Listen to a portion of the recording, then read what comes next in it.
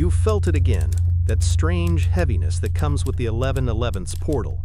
While the world speaks of ascension, your body collapses under invisible weight. You meditate, you breathe, you realign, yet the exhaustion deepens as if the air itself thickens. But what if this fatigue is not failure? What if your energy isn't being taken from you? It's being recalibrated for a higher resonance. Every collapse is a signal. Every silence hides a frequency.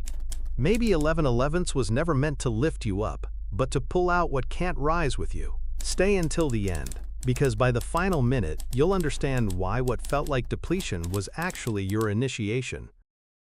Preface: The Memory of Frequency.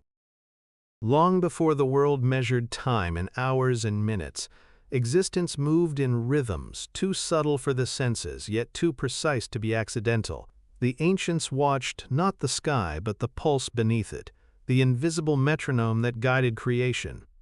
They spoke of alignments not as dates, but as harmonies, where currents of being merged into one unified song. 11/11ths was one such chord, the echo of separation dissolving into remembrance.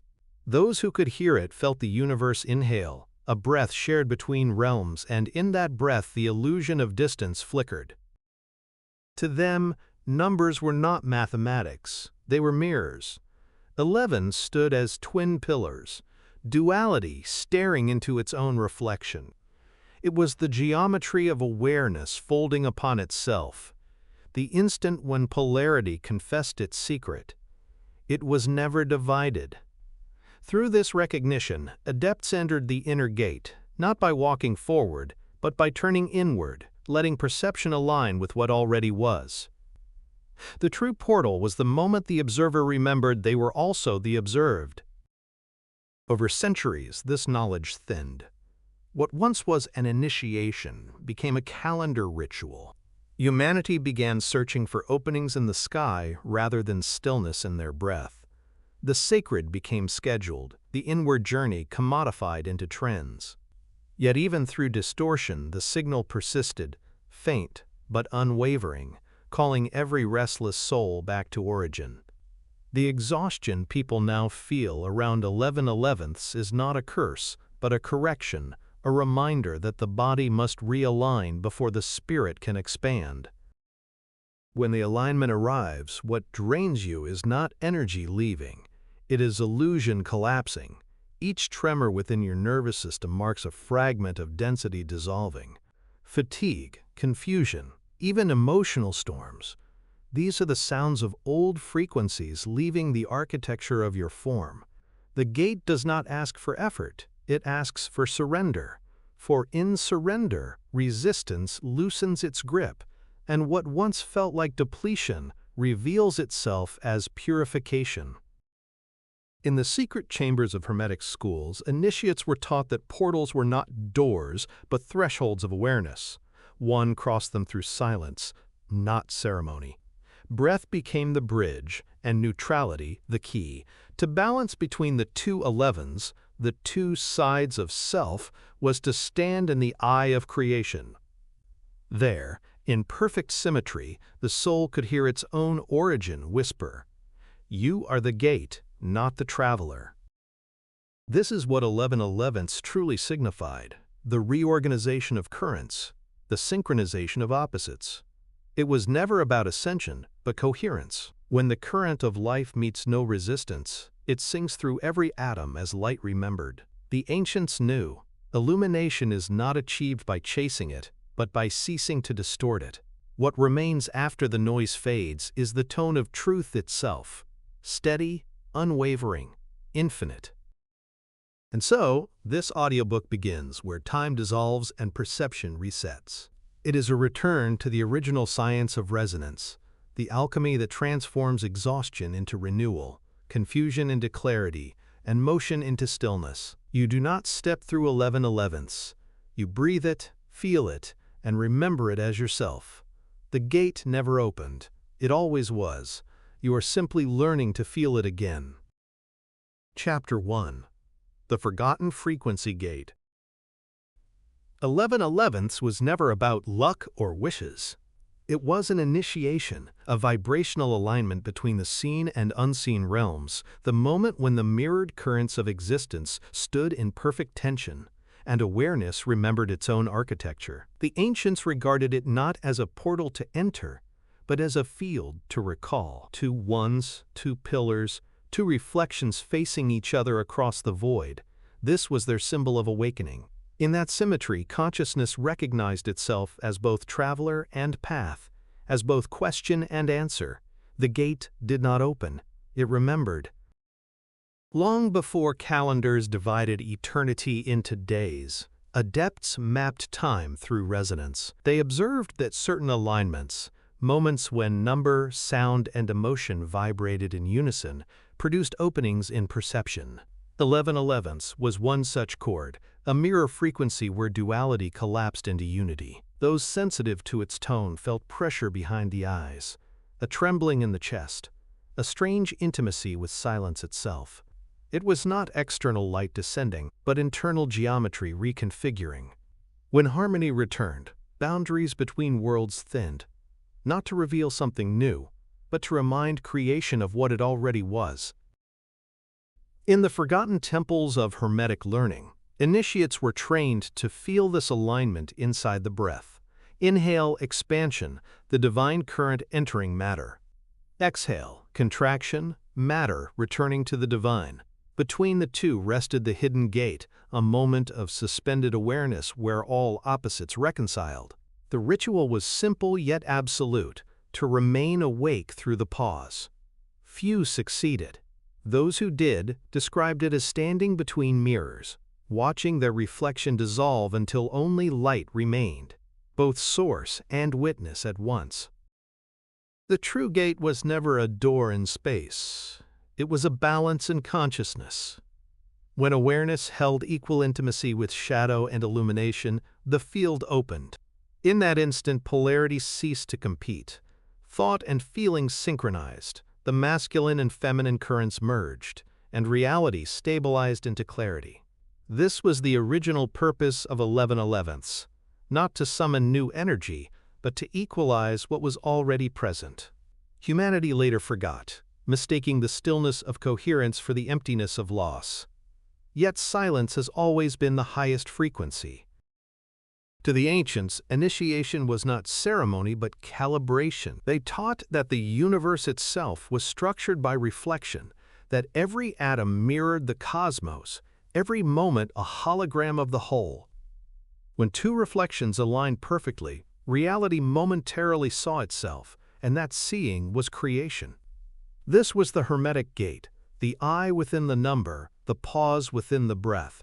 11/11 was not symbolic.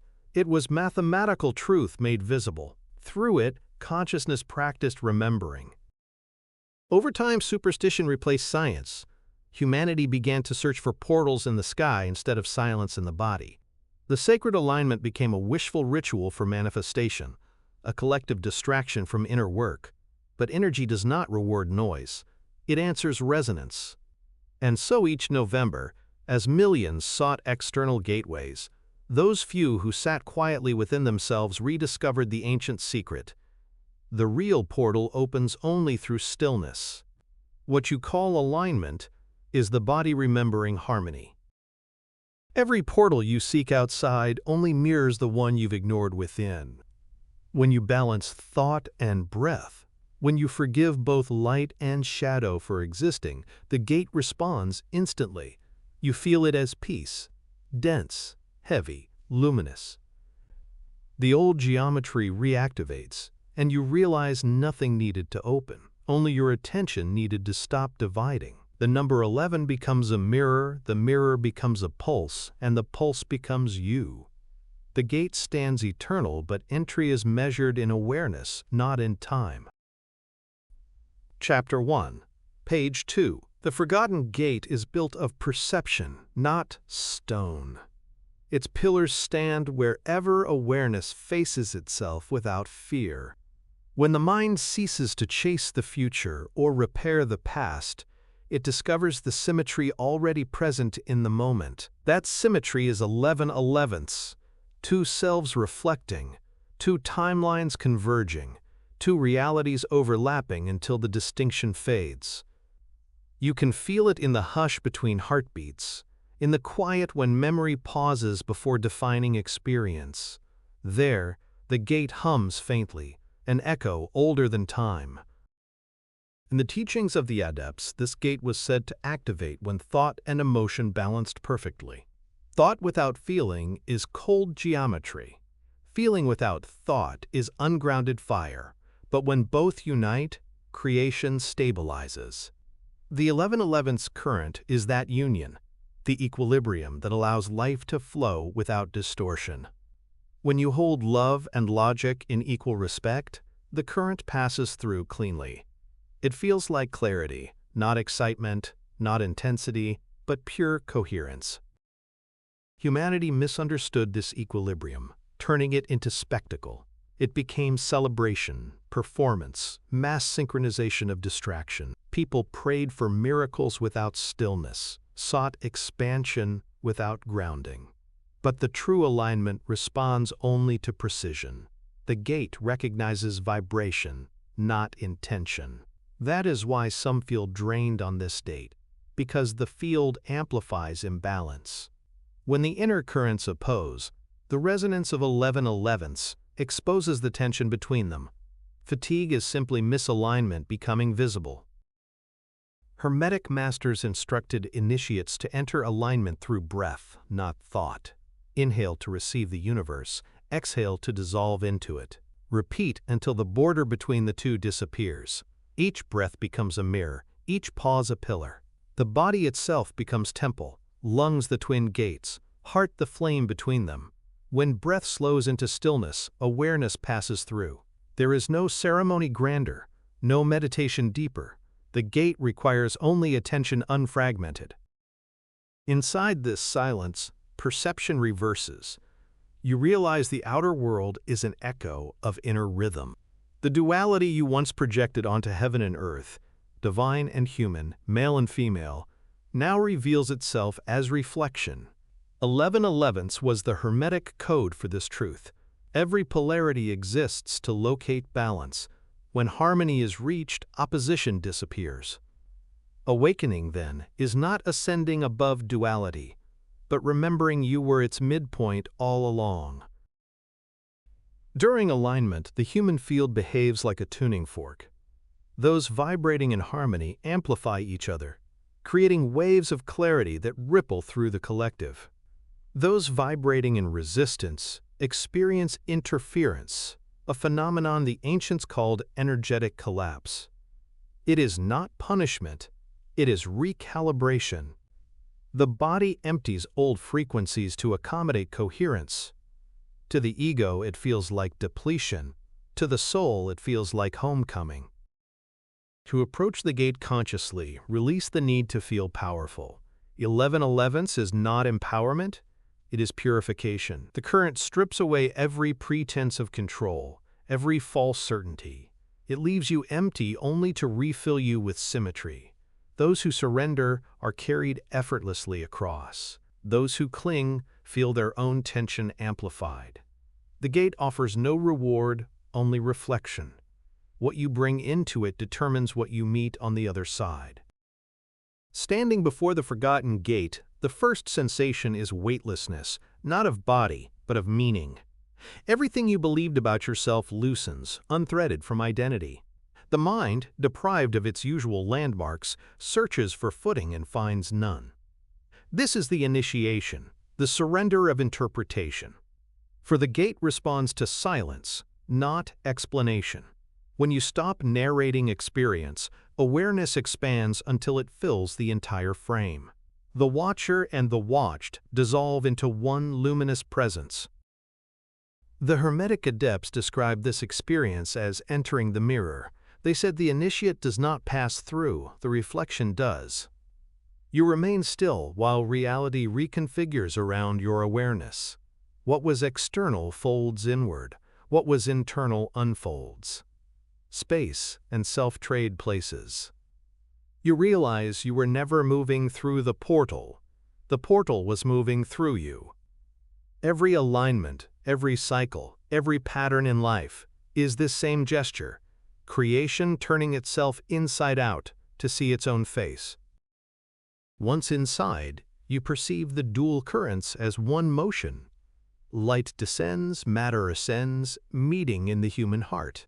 This is the center of the Hermetic system, the equilibrium between divine intention and earthly embodiment. The heart is the hinge of the gate. It does not judge vibration, it harmonizes it.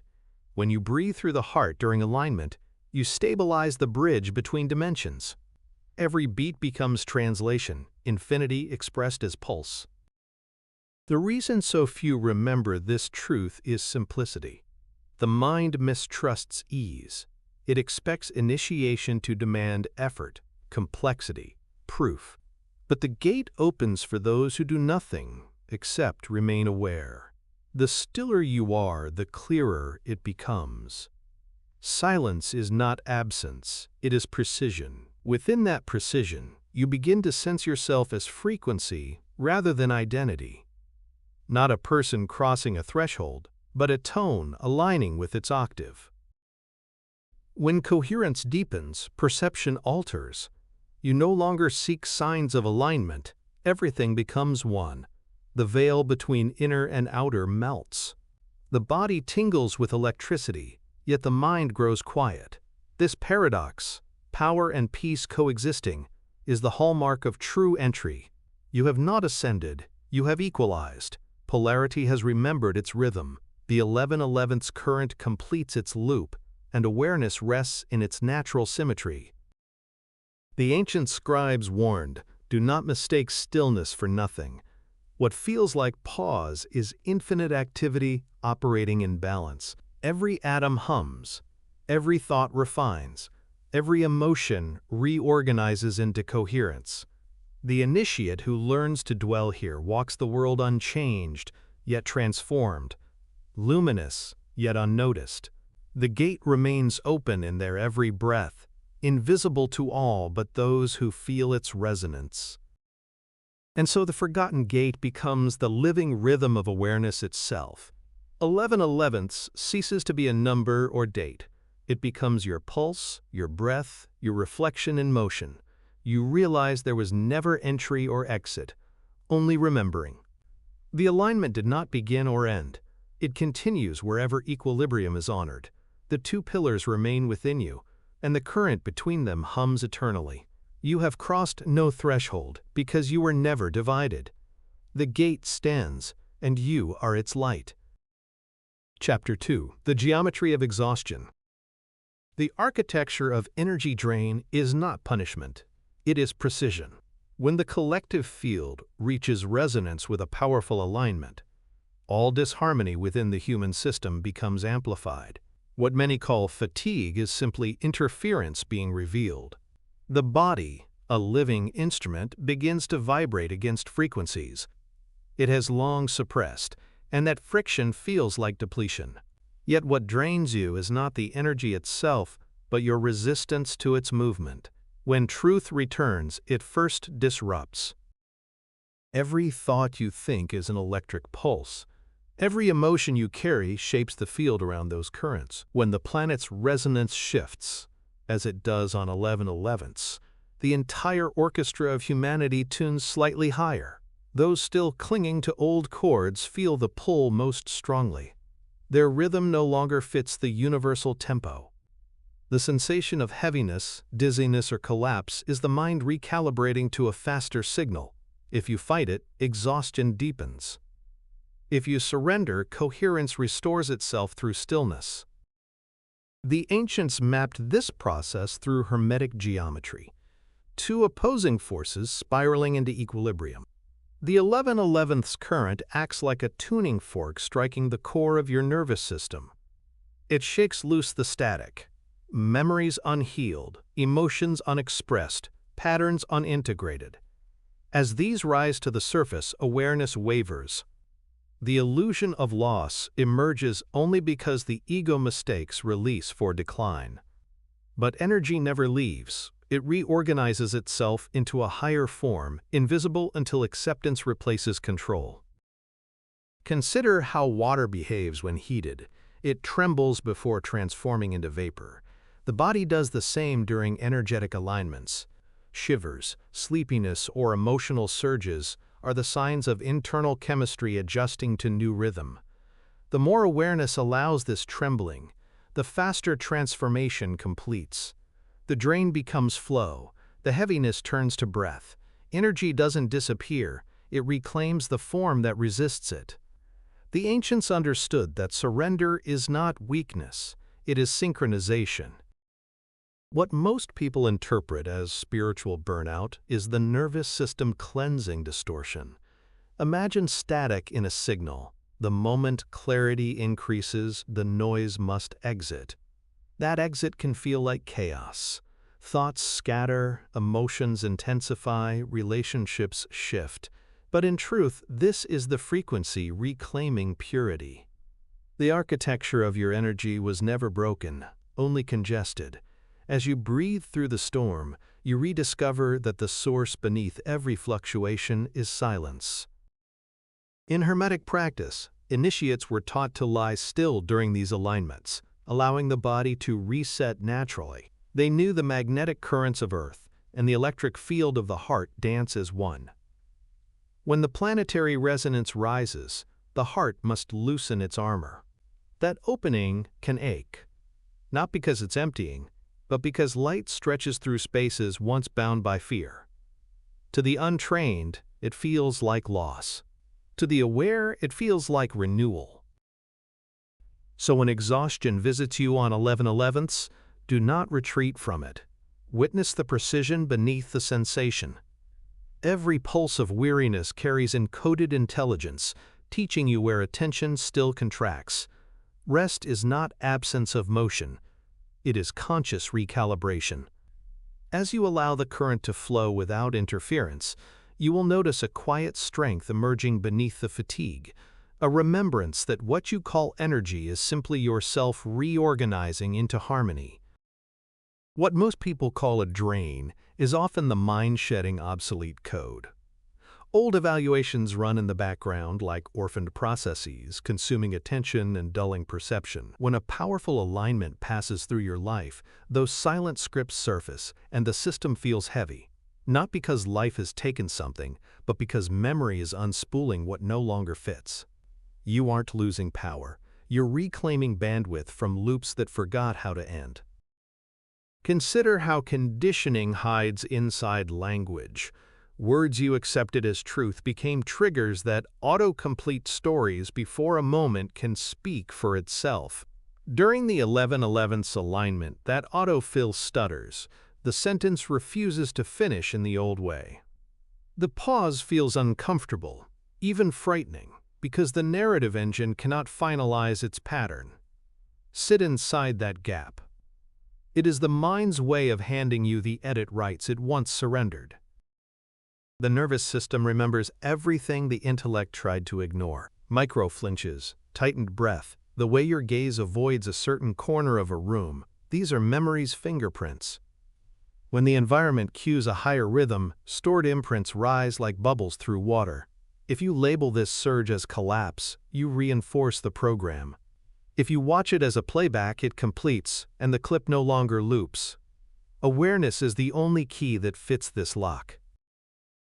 Hermetic adepts catalog this phenomenon as a correction of perception rather than a loss of force. They trained attention to track the moment a thought attaches to an old file and to gently unhook it. This is mental alchemy in practice, not fighting an impulse but updating its reference. The result is immediate.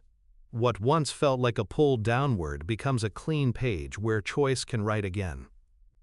Hidden truth is rarely dramatic. It simply removes what was never needed. You can test this now. Notice a tired storyline. I'm falling behind. I missed my chance. No one understands me. See the first word of the sentence appear, then refuse to supply the rest. Let breath finish the line instead. The body will try to fetch the old paragraph from memory. Let it search and return empty-handed. That emptiness is not absence. It is unused capacity. In that space, the self stops rehearsing and starts perceiving. As the field stabilizes, relationships, habits, even ambitions may feel misaligned, not because they are wrong, but because the mirror they provided has done its job. Release becomes simple when you realize you are not discarding people or paths. You are retiring the role they played in a past script. This is how inner power is restored, through accurate attribution. What served recognition can be thanked and set down without judgment. If these lines are loosening something in you, stay with the process. 2 pages from now, we'll translate this clarity into a simple nightly reset you can keep for life. For now, remember, a portal does not deliver outcomes, it restores orientation. When orientation returns, effort drops, and direction appears by itself. The mind stops chasing symbols and begins to notice reality as it is, quiet, precise, and ready to be read anew. The illusion of depletion emerges whenever perception resists renewal. When the old identity dissolves, awareness interprets that silence as absence, not understanding that the power never left. It merely changed its rhythm. On 11/11ths, that shift happens collectively, so the pressure intensifies. Minds synchronize unconsciously, magnifying every suppressed pattern into the shared field. What you feel as exhaustion is the shared static of humanity clearing its backlog. You're not collapsing alone, you're sinking to a planet remembering its own coherence. Every cycle of awakening begins with chaos, because the signal enters through contrast. The stronger the light, the more visible the distortion it exposes. This is why awakenings rarely feel blissful at first. They shake the lattice that held perception together. The body trembles. The heart accelerates, sleep fragments, mood oscillates. It's the same mechanism as thunder following lightning, an expansion shock as air rushes to fill new space. Awareness is expanding faster than the nervous system can translate. To navigate this, the ancients prescribed a ritual of equalization. It required no tools, only attention. They sat in stillness as breath mapped the circuit of the microcosm. Inhale rising through the crown, exhale grounding through the spine. Each breath became a reminder that energy doesn't travel, it circulates. What you call influx is simply return. When practiced during alignments, this circulation turned chaos into clarity, proving that control was never needed, only conductivity. Modern seekers chase the portal as spectacle, posting affirmations and waiting for miracles, unaware that participation itself drains them. Externalization converts resonance into performance. The body loses current when awareness leaves it in search of validation. The more one looks outward for evidence, the weaker the internal voltage becomes. The ancients solved this by reversing focus. Feeling first, interpreting later. Sensation became scripture. Silence became confirmation. You can sense the difference even now. Close the loop of attention back to your chest.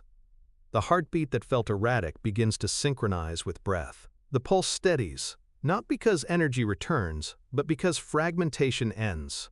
You are witnessing the mechanical truth of mental alchemy, transformation through unity of observation.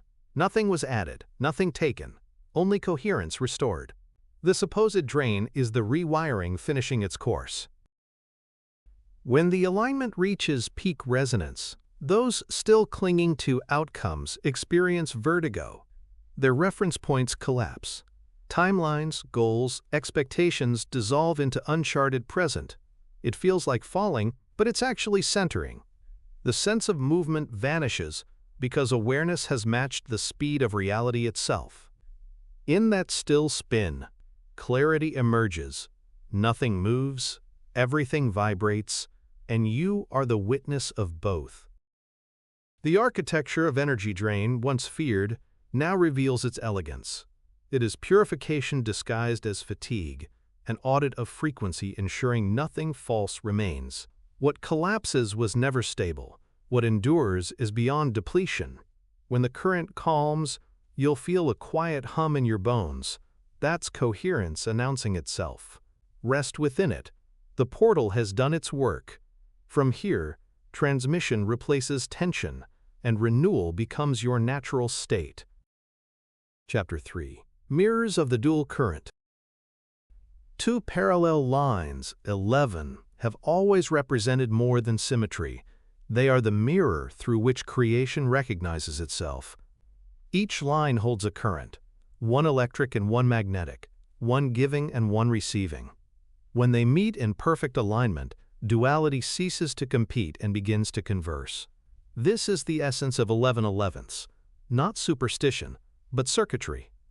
The ancients saw it as the divine and human frequencies merging into a single waveform, the dialogue between heaven and matter made audible in the silence of awareness.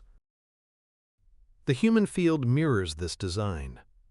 Within you, two forces pulse constantly, the current of intention and the current of surrender. When intention dominates, energy overextends and burns out. When surrender dominates, it stagnates. Balance arises only when both currents flow simultaneously. Directed yet unforced, active yet still. That equilibrium is the forgotten meaning of power. It is not control. It is coherence. Every exhaustion you feel during 1111s marks the point where the two currents fall out of sync, reminding you to restore dialogue between will and receptivity. In Hermetic diagrams, the symbol of 1111s was drawn as two pillars joined by a central flame, the invisible third born from the union of opposites. They called it the triad of resonance. The left pillar represented form, the right pillar essence, and the flame the consciousness that perceives both. When awareness rests in that central current, the polarity resolves. Life stops being a negotiation and becomes orchestration. The friction that once drained now fuels illumination. Every act of reflection is an invitation for this union. When you observe your thought without judging it, you recreate the Hermetic pattern. One line observing, the other being observed. The spark between them is understanding. That spark generates warmth, the inner sun that powers awakening. The moment the observer refuses to fight the observed, the current closes the circuit. Energy begins to recycle rather than leak. This is why awareness feels replenishing. It stops dividing itself.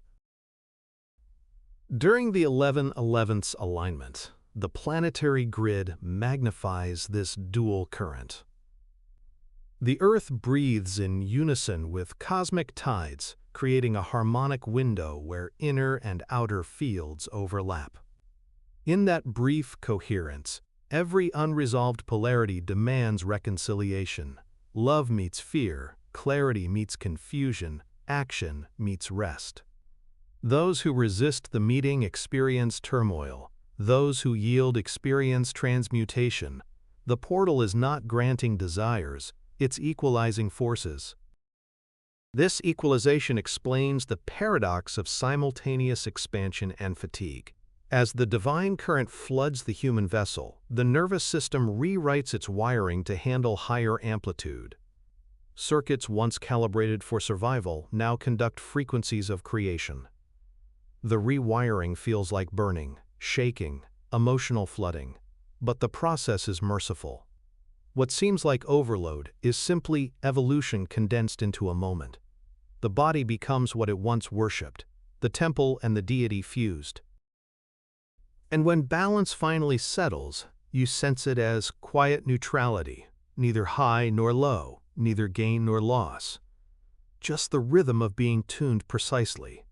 In that state, action becomes spontaneous because it flows from wholeness rather than lack. The dual current completes itself, and the illusion of separation evaporates. You realize the two 11s were never distinct lines at all, but one infinite path seen from different angles of awareness. The gate was the mirror, and the mirror was you. At the core of every alignment lies a conversation between opposites. Light speaks to shadow, and shadow answers back. On 1111s, this dialogue becomes deafening, because the world itself begins to mirror consciousness at full volume. Every thought finds its reflection instantly. Every hidden intention takes form before you can disguise it. This is not punishment, but precision. The universe tuning your frequency by forcing you to hear your own echo. The louder the reflection, the closer you are to coherence. The symbol 11/11 appears simple, yet its geometry hides the entire law of dual current. The first one represents the active current, thought, direction, movement. The second one embodies the receptive current, feeling, intuition, stillness. When they face each other, a perfect symmetry forms, and the current flows unbroken. But when one side denies the other, polarity collapses into friction. That's why burnout feels like resistance rather than emptiness. The circuit hasn't lost energy, it's simply looping without exchange. Ancient initiates visualized this current as a river of living light flowing between two crystalline towers. As long as the flow remained even, the towers glowed with harmonic brilliance. But when one tower drew more than it gave, the radiance dimmed, and the current twisted back upon itself.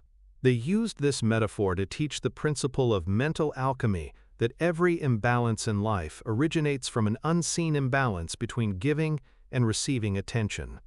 Awareness was the current's regulator.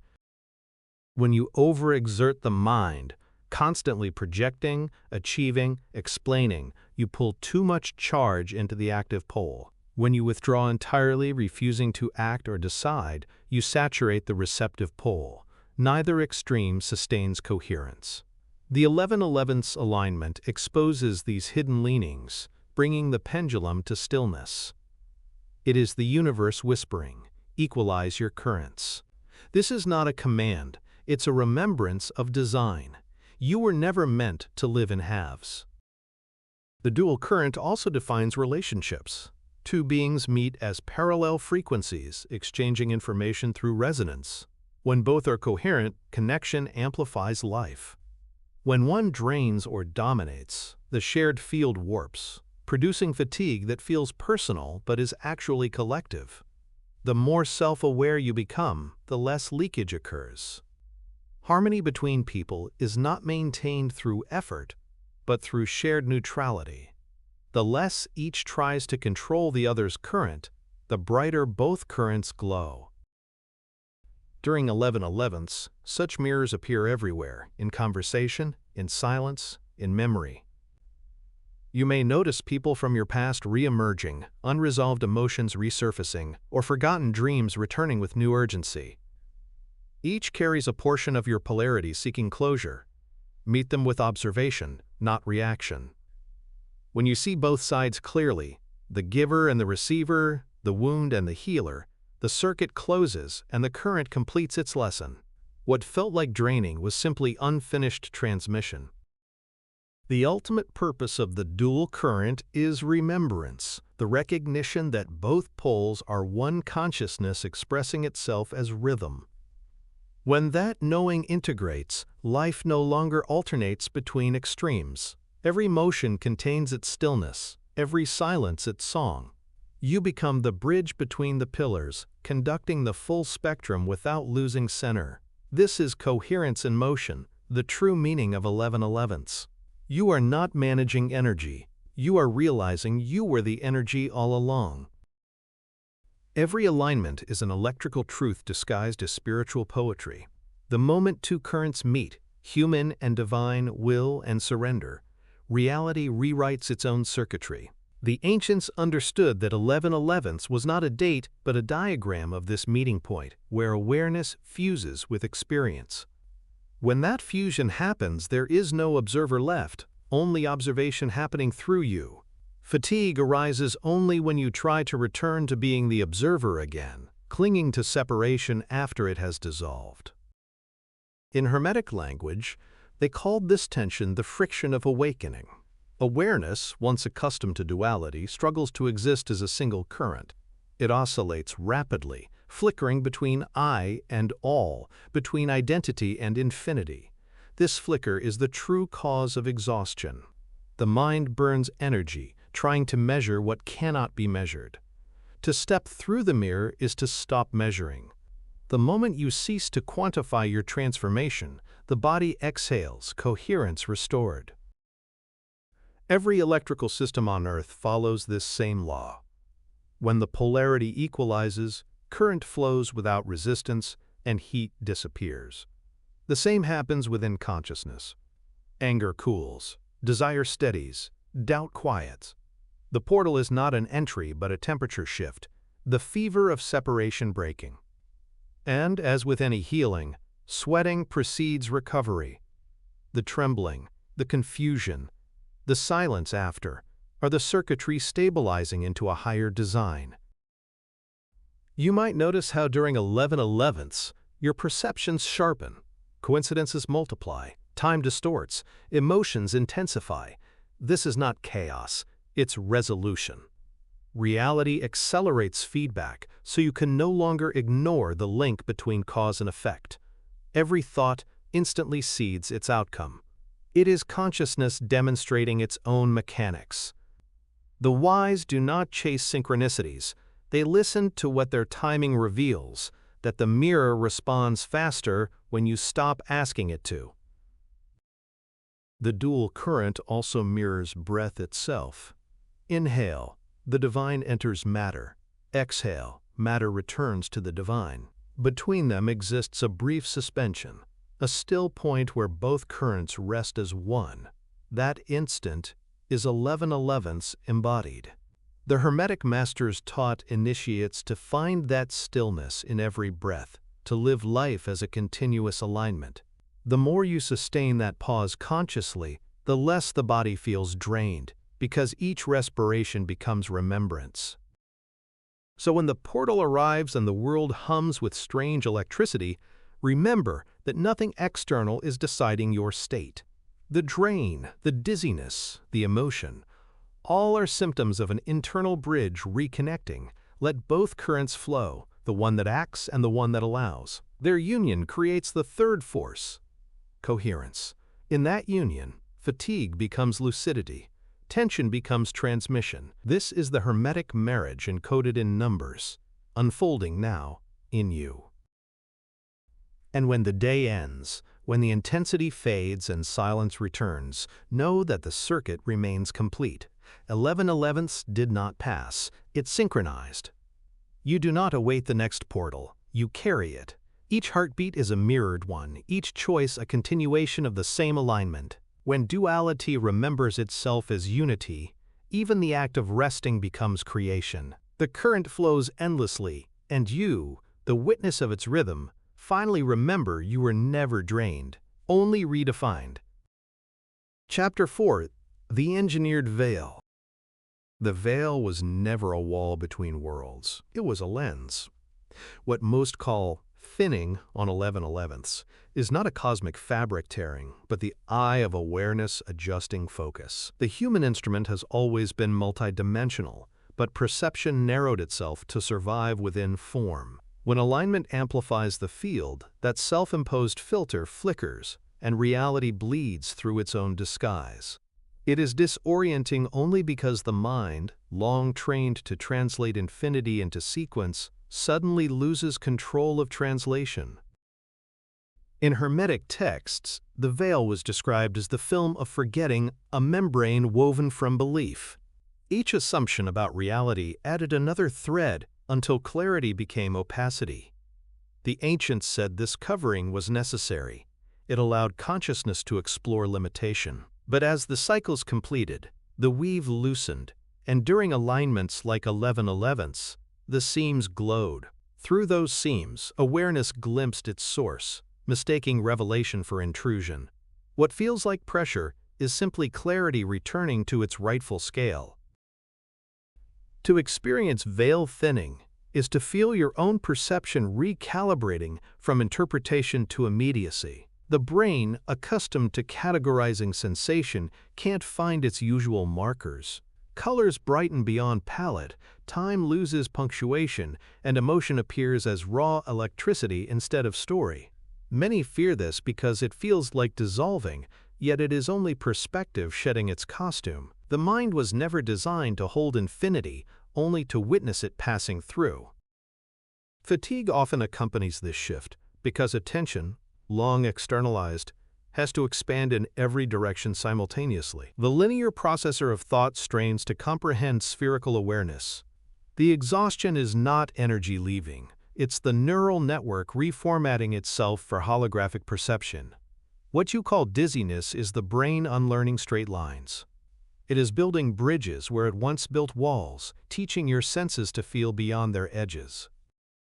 The Hermetic adepts had a word for this transition: transparency. It meant perceiving through the world instead of at it. When the veil thins, form becomes luminous, not less real but more responsive. Every object vibrates with intention. Every encounter mirrors your inner climate. The untrained mind calls this overwhelm. The trained heart calls it truth. You begin to realize that reality was never opaque. Only your vision was. As the veil recalibrates, so does identity. The roles you've worn start to loosen. Memories rearrange themselves, timelines blur, and certainty melts into curiosity. It can feel like losing yourself, but what's dissolving is the mask built to see through the fog. The real self doesn't need definitions to exist, it simply observes. When you allow this stripping without resistance, perception stabilizes at a new depth, where seeing and being become the same motion. You will know the veil has thinned when silence feels louder than sound, when space vibrates with presence, and when ordinary light carries emotion. These are not hallucinations, they are calibrations. The eye of awareness is learning to operate without filters. What was hidden is not new, it was merely beyond your chosen range, and as that range widens, reality stops performing and starts conversing. The Hermetic mystery was never escape, it was transparency regained. The veil was engineered through attention. Every collective belief became a thread, and every fear became glue. Over centuries, these layers thickened until perception mistook its own projection for reality. The ancients never saw the veil as evil, only as scaffolding for experience. It allowed consciousness to study itself through distortion, to create a world dense enough for memory to forget its source. Yet when awareness matures, the structure that once served exploration becomes limitation. 11/11 is the moment that structure flickers, revealing how hypnosis was always self-authored. You may feel that flicker as vertigo, as if gravity shifts direction. It is not the world tilting. It's your perception rotating back toward origin. Every time you believe in separation, another fiber of the veil weaves tighter. Every time you remember neutrality, one loosens.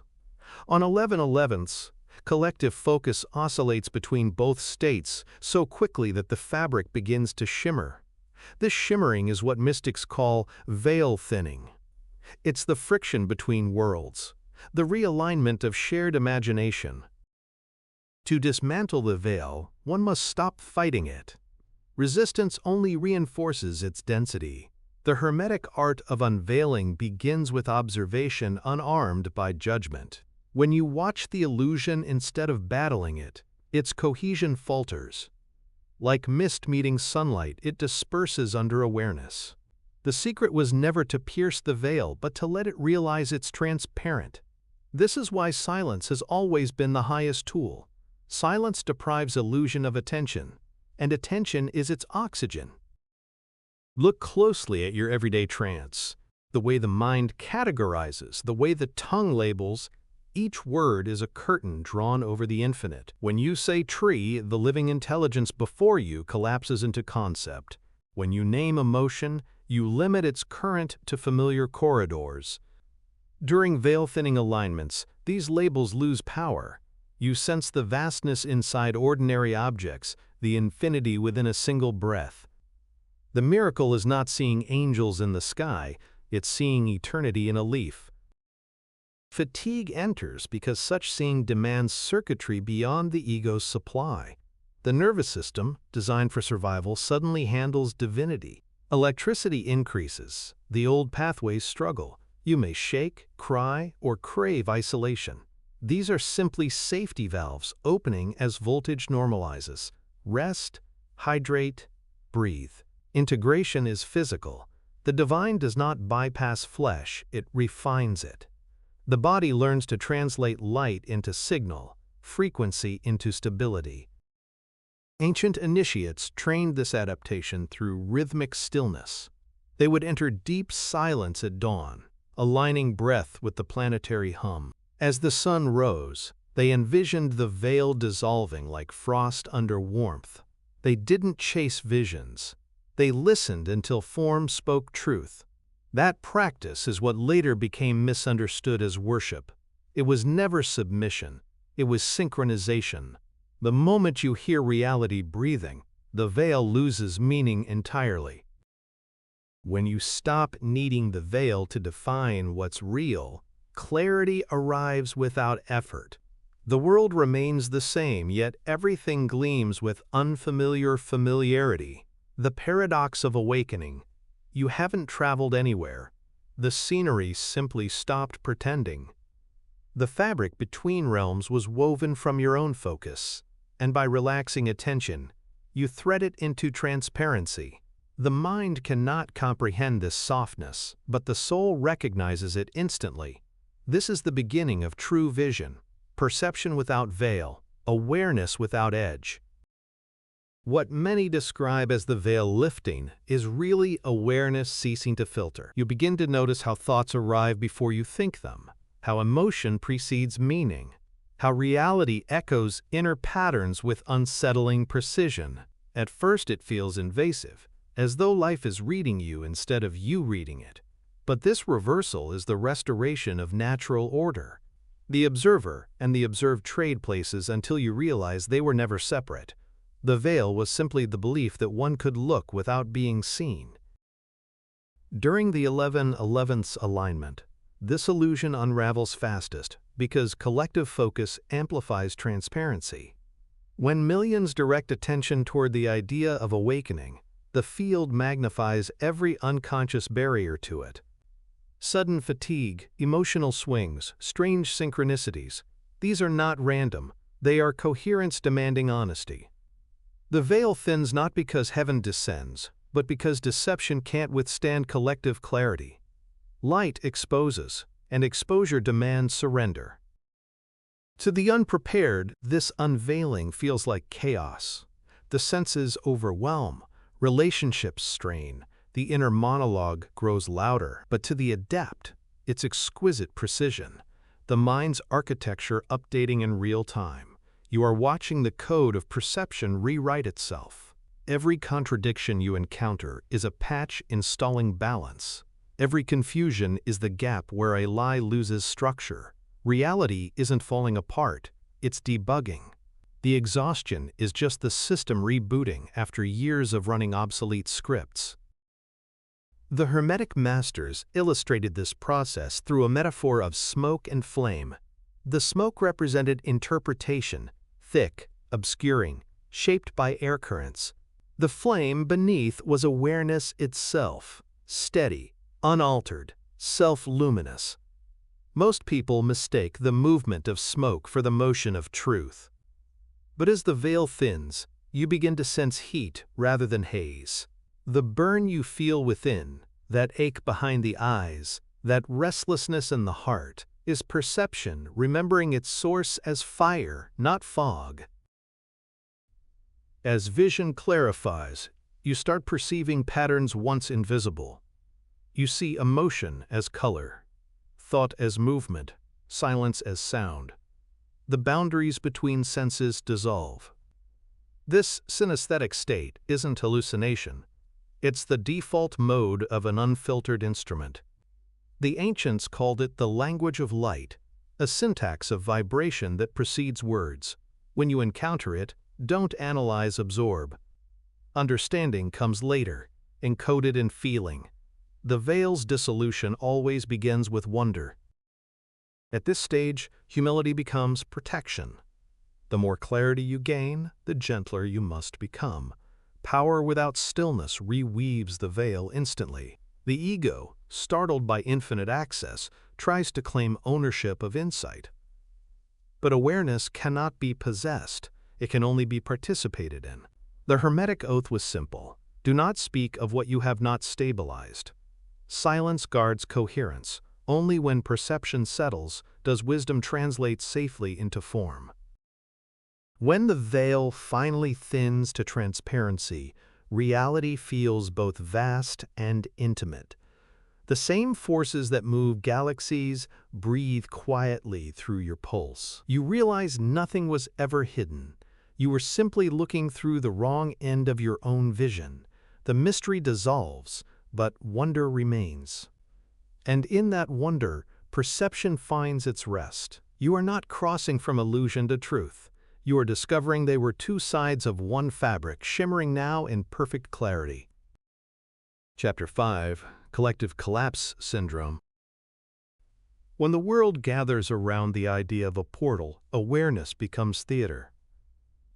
Collective attention, once the most sacred instrument, turns outward, searching for spectacle instead of silence. Social media glows with declarations of awakening. Timelines flood with mantras and wishes, yet the field grows heavier. This is the paradox of the collective loop.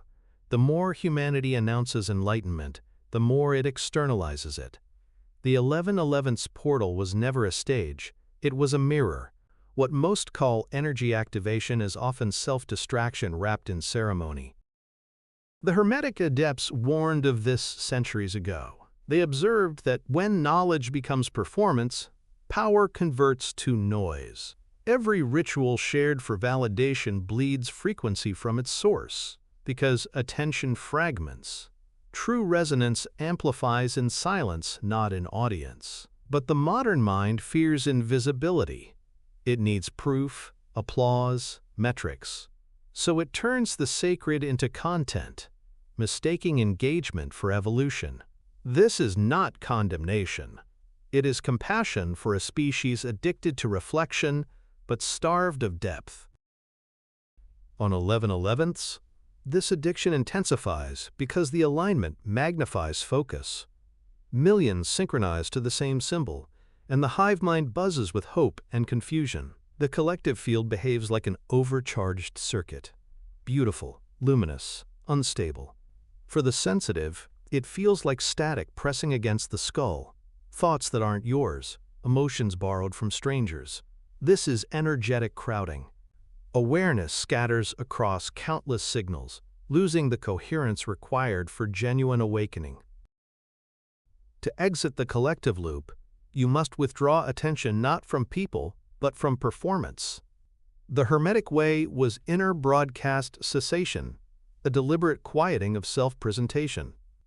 They knew that attention given outward pulls current from the core, while attention resting inward restores charge. During portals, practice digital fasting, emotional neutrality, and unannounced devotion. Let your transformation occur unobserved. What is unseen multiplies strength. What is displayed divides it. Understand that the collective loop is not evil. It is a developmental phase of consciousness. Humanity learns through imitation, and imitation requires mirrors. But at some point, the mirror becomes a maze. You scroll endlessly, thinking you seek insight, yet you chase your own reflection refracted through billions. Every post about awakening feeds the same echo chamber, delaying the silence where realization truly happens. The cure is not withdrawal from society, but withdrawal from comparison. Hermetic teachings describe two types of resonance, sympathetic and parasitic. Sympathetic resonance uplifts, one frequency joining another in harmony. Parasitic resonance mimics uplift while feeding on attention. The collective loop oscillates between both, producing collective fatigue. The moment you center, you stop contributing to the drain. Your stability becomes signal rather than noise. And as you hold neutrality, others subconsciously tune to it. Thus, silence becomes the most contagious vibration. When you observe the next surge of online ritual, the affirmations, the declarations, the global meditations, remember, it is not wrong, but it is incomplete. The real portal opens when noise exhausts itself. You will feel the shift when stillness re-enters the collective breath, when the craving to prove dissolves into quiet trust. That moment, though unseen, is the true synchronization. Humanity doesn't awaken by trending, it awakens by remembering. The collective loop thrives on repetition, the same words, the same images, the same promises of rebirth echoing through endless digital corridors. Each voice seeks connection, but in repeating the same frequency, the signal cancels itself out. What began as a call to unity becomes interference. The human field hums with identical affirmations, yet few feel alignment. The mind confuses volume for power, forgetting that true resonance cannot be copied. It must be felt. When the many imitate the awakened few, the portal becomes playback instead of passage. Hermetic adepts foresaw this phenomenon in the language of magnetism. They taught that thought, when multiplied without intention, creates electromagnetic fog, a dense cloud of half-formed ideas orbiting collective space. During global events like 11/11s, this fog thickens. Each affirmation, each broadcasted ritual, adds static to the field. Sensitive beings absorb that static and interpret it as exhaustion or anxiety. But what they truly feel is overcrowded thought, billions of unanchored intentions vying for coherence. The solution was never isolation, but clarity. To think consciously is to magnetize reality. To think habitually is to weaken it. When the world floods timelines with mantras of abundance, few realize that without emotional alignment, those words become hollow frequencies, noise in sacred geometry. The Hermetic path corrects this by replacing proclamation with perception. Instead of shouting into the void, you listen for the subtle pulse beneath it. The quieter the mind, the stronger the magnetism of truth becomes. Every cycle of mass intention eventually collapses into silence, because truth can only multiply in stillness. The same force that births storms also restores calm. On 11/11s, after the collective climax of excitement fades, there is a still pulse beneath the noise, the reset point. Few remain long enough to feel it. Most move on, scrolling to the next alignment, never realizing that the aftermath held the real initiation. The loop continues, not because humanity lacks power, but because it avoids integration. To step outside the loop, you must anchor presence through neutrality. Do not oppose collective enthusiasm. Observe it as weather. Every emotional surge you witness online mirrors a subtle oscillation within your own field. If you react, you amplify it. If you remain still, you stabilize it. The Hermetic masters trained initiates to watch crowds without absorbing them, to feel the wave yet remain the shore. This discipline created individuals who radiated peace, even amidst collective storms. The collective loop also disguises itself as belonging. The psyche craves resonance, so it joins the nearest chorus. Yet unity built on sameness drains, while unity born of authenticity restores. When each individual holds their unique tone, the harmony becomes symphonic. When all chase the same pitch, the music flattens. The fatigue you feel during mass awakenings is not failure, it's the body rejecting counterfeit coherence. It wants diversity of vibration, not conformity of sound. In every age, the same law applies. Truth survives imitation by staying intimate. You will never find it in crowds because its nature is singular. During portals, the outer world will shout its awakening. Your task is to hear the whisper beneath. That whisper is your frequency calling you home. When you follow it, you step beyond the loop, not by leaving humanity behind, but by rejoining it from the center. The true collective is not loud, it's luminous. Every collective surge eventually exhausts itself, for imitation has an expiration point. When everyone speaks the same mantra, the current disperses, resonance diffused into repetition. What began as genuine invocation becomes ritual without spirit. On 11/11s, this exhaustion reaches its peak. The energy of millions peaks simultaneously and then implodes into silence, revealing the hollow echo left behind by unintegrated intention. Yet this silence is not failure, it's the sacred pause where authenticity returns. The collapse of noise is the rebirth of truth. The Hermetic records called this moment the quiet inversion, when the collective field folds inward, forcing each soul to hear its own vibration again. For a few hours, human resonance stops seeking validation and listens. Those attuned to that still frequency feel deep peace, while others interpret it as emptiness. But the emptiness is the teaching. It shows how often awareness relies on stimulation to confirm existence.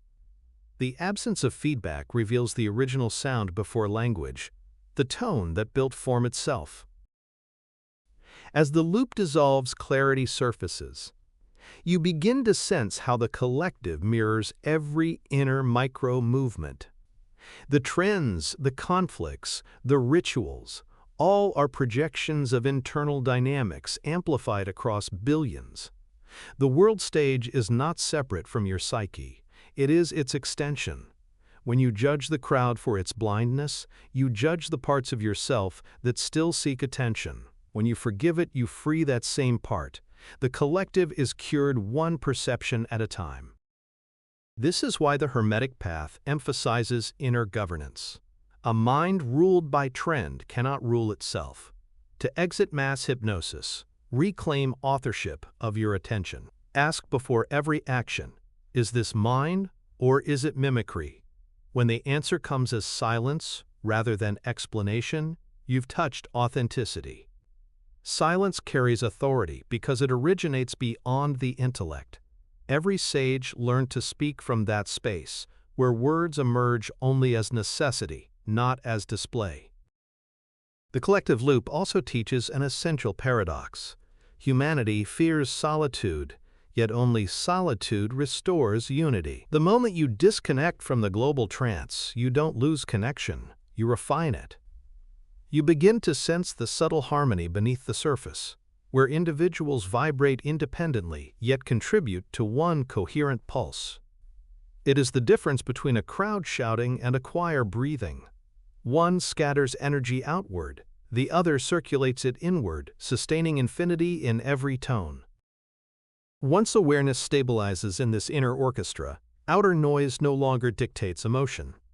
The next time mass intention surges, you will feel it as a breeze rather than a storm. You may still participate, but with sovereignty instead of dependency. Your frequency will anchor, not react. And through that anchoring, you unconsciously teach others what resonance truly means. Not synchronized excitement, but synchronized stillness. This is how one centered being recalibrates thousands. When the collective loop finally releases, humanity remembers the original purpose of gathering, not to perform awakening, but to experience shared silence. The 11/11th's alignment was always a rehearsal for this remembrance. When noise fades and millions simultaneously pause, the field reaches coherence so pure that the veil between hearts dissolves. No algorithm measures it, no post records it, yet that invisible moment is the true portal, the collective remembering itself as one breath, exhaling illusion, inhaling origin.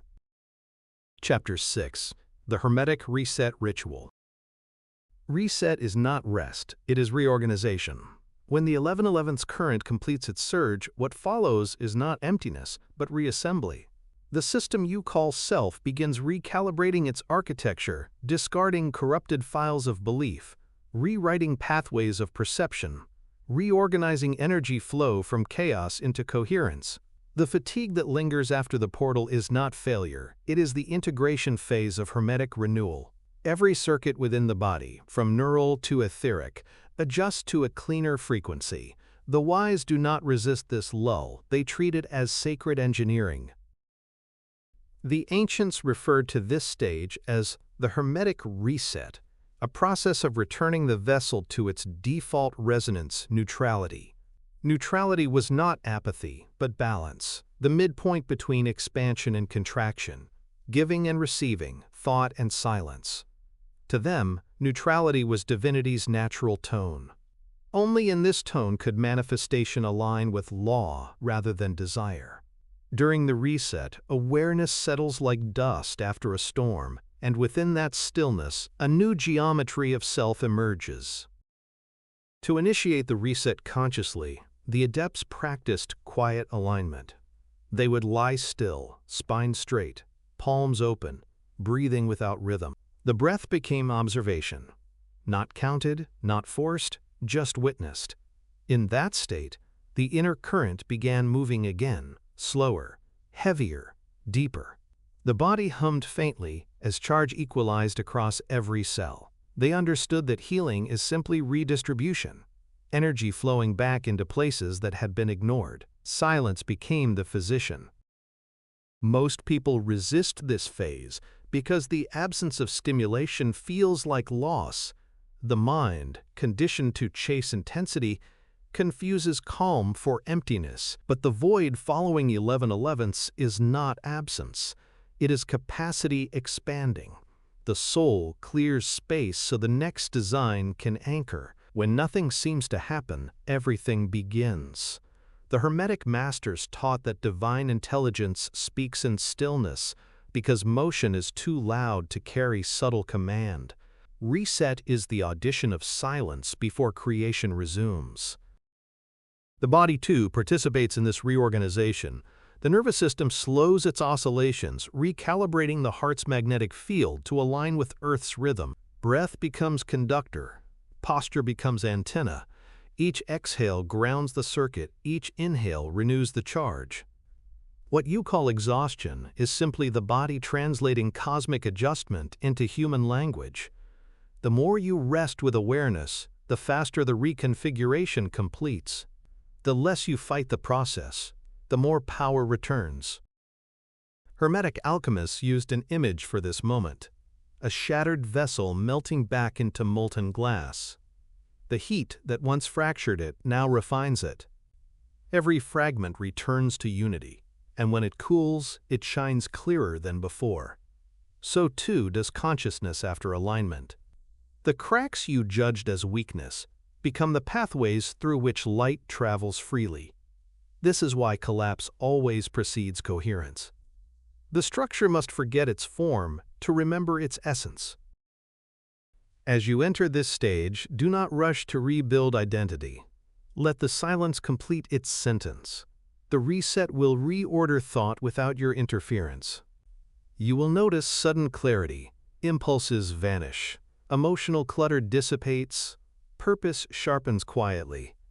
That precision is the hallmark of successful recalibration. The mind no longer vibrates in fragments, but moves as one unified field. You have not lost energy, you have redistributed it evenly across your being. The portal has served its purpose. Now creation begins again from stillness. In every true reset, silence takes command. The moment noise exhausts itself, awareness begins constructing from the inside out. What you once tried to fix externally now reorganizes organically, guided by intelligence older than language. This is why Hermetic adepts trusted stillness more than effort, because silence knows the blueprint. When you rest deeply after 11/11ths, you're not being lazy. You're aligning with the architecture that builds universes between breaths. The reset is not recovery from depletion. It's remembrance of original design. The ancients taught that neutrality restores the current to its circular flow. Most people operate in linear exchange: give, deplete, recharge. But life was never meant to run in straight lines. It spirals. The Hermetic Reset reactivates that spiral, returning awareness to its true geometry. The infinite loop between inhale and exhale, action and stillness, expression and reflection. Once this loop stabilizes, energy ceases to run out. It begins to circulate endlessly, refined each time it completes its turn. Many experience strange sensations during this phase: tingling skin, inner vibrations, dreams vivid with symbols. These are signs of recalibration, not disorder. The body is digesting energy the way it digests emotion, by breaking dense frequency into usable light. The nervous system releases microcurrents to integrate higher voltage into its circuits. The heart expands its magnetic reach. This physical process feels foreign because consciousness is returning to command, and the body, long accustomed to mind's control, must learn to listen again.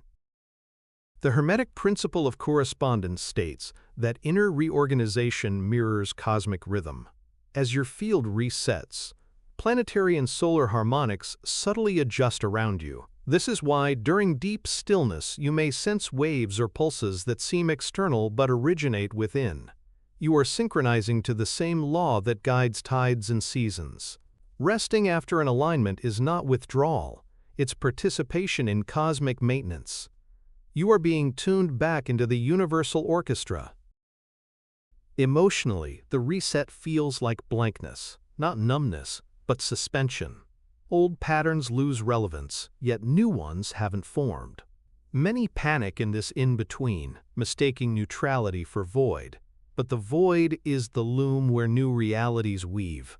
To inhabit neutrality is to stand at the 0 point where every possibility coexists. Creation begins not from desire, but from equilibrium. When you can sit inside nothingness without fear, you've remembered the essence of hermetic balance. In this silence, guidance grows audible. It doesn't speak in words, but in magnetism. Impulses so subtle, they feel like gravity tugging at thought. Follow these micro-movements. They are the instructions of alignment written in sensation. The adepts called this the whisper of order, the voice of the field rearranging your life with mathematical compassion. It may direct you to release people, shift environments, or rest longer. Trust its pacing. The blueprint never hurries, only harmonizes. And as equilibrium anchors, you'll notice renewal emerging quietly. Colors deepen, breath feels fuller, thoughts slow into poetry. This serenity is not the end of movement, but its perfection. Motion so balanced it appears still. The Hermetic Reset has completed its orbit. What remains is coherence. The body as instrument, the mind as conduit, the spirit as current. You have not ascended. You have returned to normal function. The divine never rushed. It only remembered. After the reset, perception widens. You begin noticing details the mind once skipped. The hum behind silence, the rhythm in stillness, the intelligence nested within pause. The body feels weightless yet grounded, as if the gravitational pull of chaos has been neutralized. This is the physiology of alignment. What you once called fatigue was friction. What you now feel as calm is conductivity. The current flows without turbulence, and in that seamless motion, awareness rediscovers itself as design. The Hermetic adepts describe this state as lucid equilibrium. In it, thought no longer commands energy, it collaborates with it. Decisions arise organically, like breath choosing itself. You no longer force manifestation, you allow precision. This is where true creation begins, not from wishful striving, but from synchronized being. When consciousness and current share tempo, intention becomes law. This is how ancient rituals worked, not by summoning power, but by resonating with it until distinction vanished. In the hours and days after 11/11s, you may sense moments of emptiness between thoughts. Those gaps are not absence, they're access points. Within them, the entire field of potential exists, waiting to be read. The more you remain aware of the spaces rather than the sentences, the faster reality responds. The reset teaches responsiveness over reaction, precision over effort. It turns life from a sequence into a pulse, transforming time into resonance. To anchor this state, the ancients practiced still movement, walking without intention, speaking without plan, breathing without count. They sought to make coherence portable. The goal was not meditation as an act, but existence as meditation.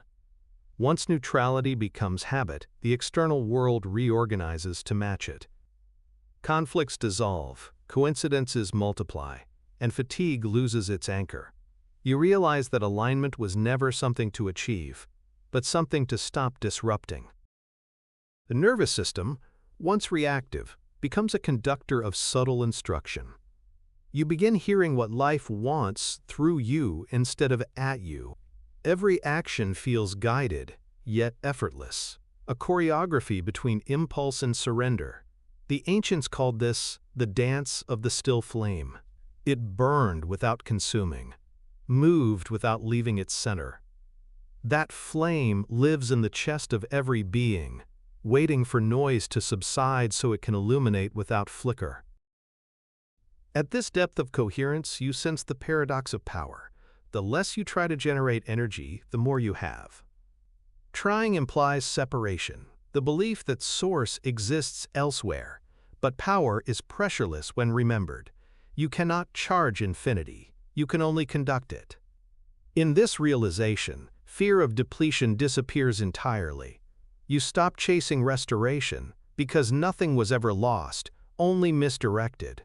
The Hermetic Reset ends where ownership ends, at surrender. When the reset completes, the mirror of life changes texture. Light bends differently, time breathes wider, and perception walks softer through reality. You are no longer in opposition to experience, you are participation itself. This is the true meaning of renewal, not a new self emerging, but the old interference dissolving. The ancient current resumes its eternal loop, flowing through your voice, your motion, your silence. Reset was never recovery, it was revelation, the recognition that you were the rhythm all along. Chapter 7. Transmutation of the Drain. When the current collapses, alchemy begins. What you call exhaustion is the first stirring of transmutation, density surrendering to design. The Hermetic masters taught that fatigue signals not weakness but refinement. The lower harmonics of being are melting into lucidity. In that melting, emotion liquefies thought, thought dissolves into vibration, and vibration reconfigures as clarity. This is the secret of the furnace.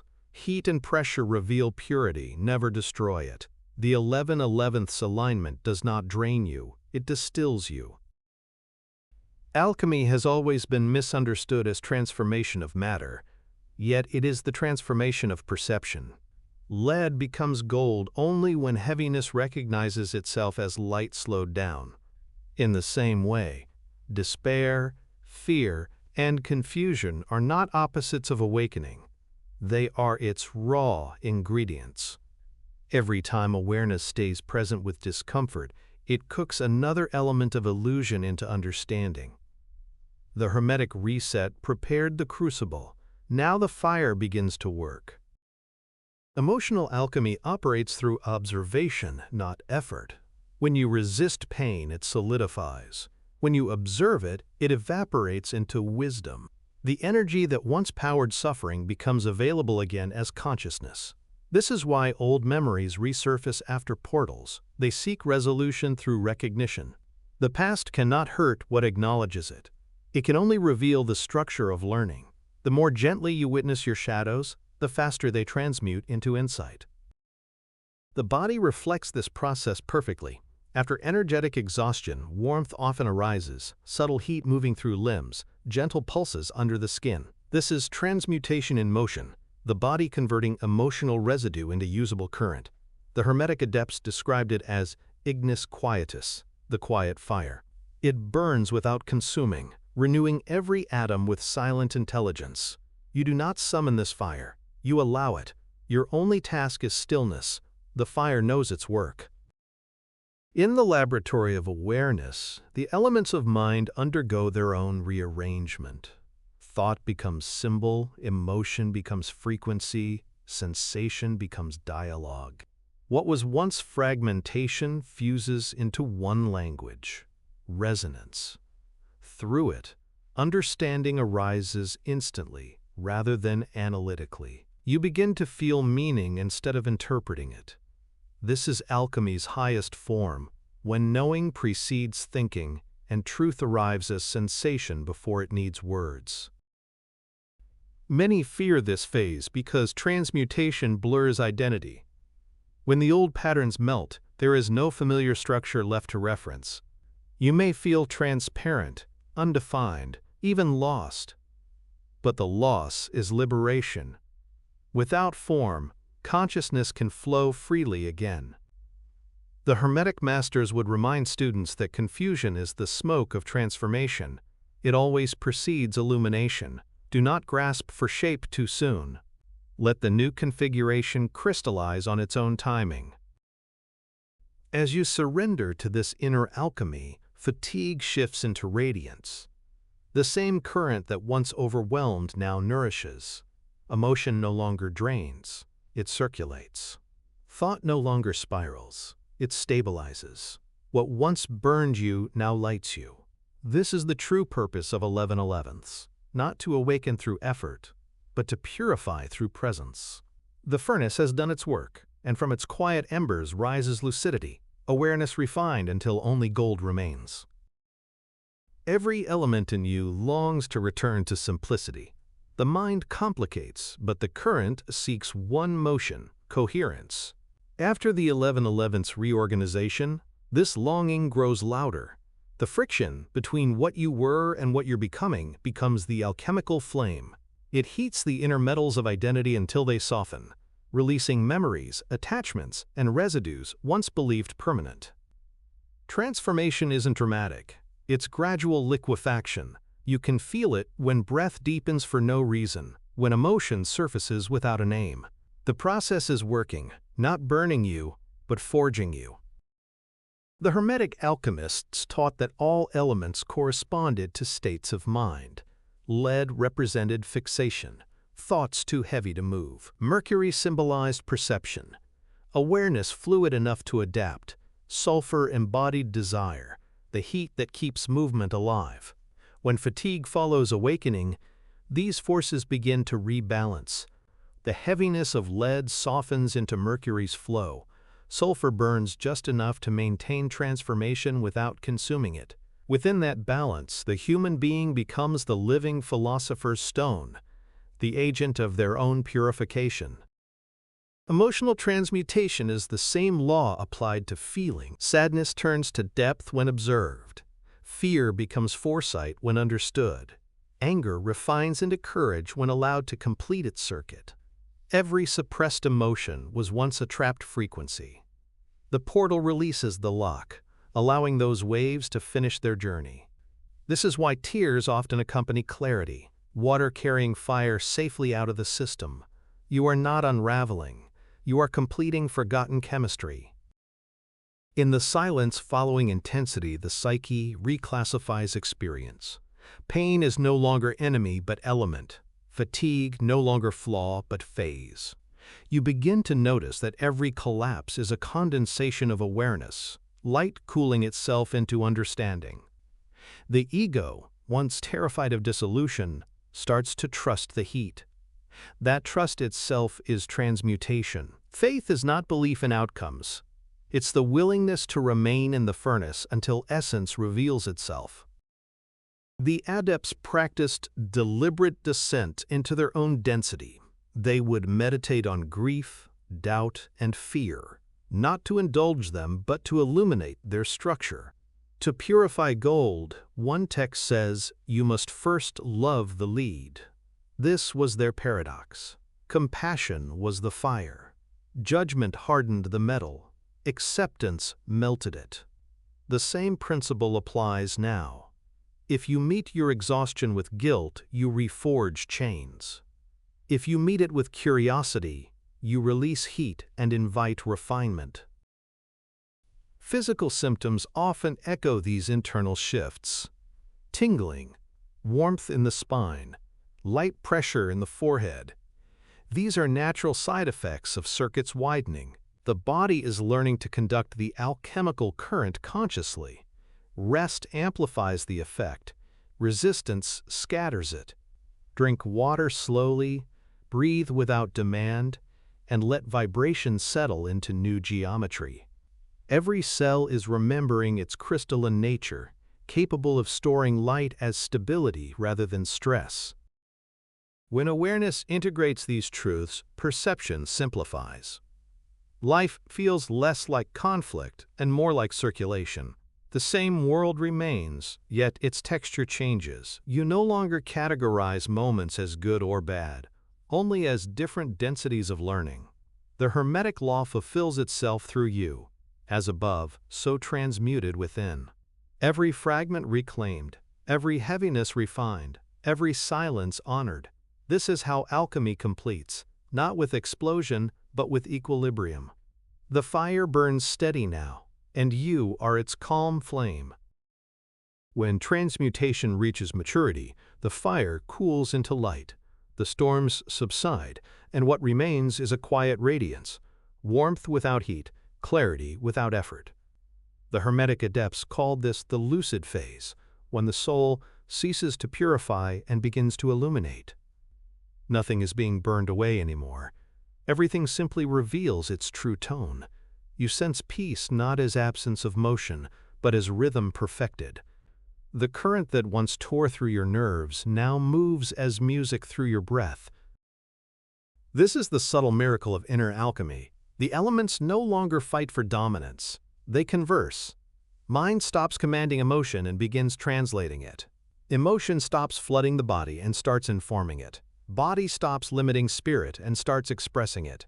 You become transparency, a vessel where forces balance so completely that the distinction between them dissolves. In that state, fatigue can no longer exist, because nothing resists movement. The current meets no obstacle, it simply continues. At this stage, perception becomes luminous. Colors shimmer differently, sound feels textured, silence grows dimensional. These are not visions but calibrations. Awareness tuning itself to subtler wavelengths. The ancients referred to this as the dawn of coherence, when light inside matter remembers itself. You feel expansion not outward but inward, as though space itself breathes through you. Every heartbeat becomes an act of creation, every exhale an act of release. The emotional landscape changes too. Fear still arises, but it carries no threat. Anger flares briefly and transforms into focus. Sadness deepens into empathy. Nothing lingers because the flow is constant. You no longer fixate on release or protection. You exist in effortless allowance. The Hermetic texts wrote, "When fire knows itself as light, the work is done." This is that moment. You realize alchemy was never transformation at all. It was recognition of your own transparency. To maintain this lucidity, simplicity becomes law. Excess talk dissipates charge. Silent presence consolidates it. Food, rest, and motion find their natural rhythm without regulation. The nervous system becomes intuitive, instructing you in whispers rather than alarms. Each decision emerges as resonance instead of reasoning. The ego, stripped of fear, now serves as bridge, not master, ensuring that spirit's clarity becomes human action. Balance is no longer practice, it is reflex. The Hermetic masters taught that after illumination, service follows naturally. When inner transmutation stabilizes, energy overflows. You become a field of restoration for others, not by teaching, but by existing. The calm you carry reorganizes rooms. Your silence recalibrates conversations. Without effort, you emit coherence, a reminder to those still dissolving that peace is possible. This is the sacred contagion of awareness, transformation transmitted through presence alone. And as the alchemical fire completes its final rotation, you recognize the pattern beneath every cycle: birth, dissolution, integration, renewal. The sequence never ends, yet you no longer fear it. You understand that what burns will always shine, and what collapses will always rebuild. The 11/11th's current did not elevate you, it refined you into instrument. Now, when the next wave arrives, you won't brace for it, you'll resonate with it. Transmutation is complete when even change feels like home. Chapter 8. The Inner Sun Awakens. Every alignment points back to the same source, the inner sun. Long before temples rose or rituals were written, the ancients taught that illumination was not celestial but internal. The true light was never in the sky. It pulsed within the human field as remembrance. What shines above is reflection, not origin. The 11/11th's current magnifies this inner sun, awakening the hidden radiance in the center of being. When exhaustion turns to warmth, when confusion softens into quiet clarity, you are feeling that solar current returning home. The Hermetic adepts mapped this inner sun as the heart's magnetic core, the meeting point of spirit and substance. They called it Sol Invictus, the unconquered light. Unlike the physical star, it does not rise or set. It burns steadily beneath every emotion, every thought, every breath. During alignments, the veil around it thins, and the radiance becomes perceptible. It feels like expansion from within, a gentle pressure that demands nothing but acknowledgement. The more you allow it, the stronger it glows, reorganizing your entire field around coherence. This inner solar current is not metaphor, it is physics of consciousness. Every cell contains photonic memory, light woven into form. When awareness focuses on gratitude, stillness, or compassion, those photons align, producing measurable radiance. The nervous system translates it as warmth in the chest, the mind as inspiration, the soul as serenity. The Hermetic phrase light clothed in matter was their scientific poetry for this state. You are not absorbing the sun, you are remembering that you emit it. To anchor this radiance, neutrality remains essential. The moment you chase the light, it dims, for seeking implies absence.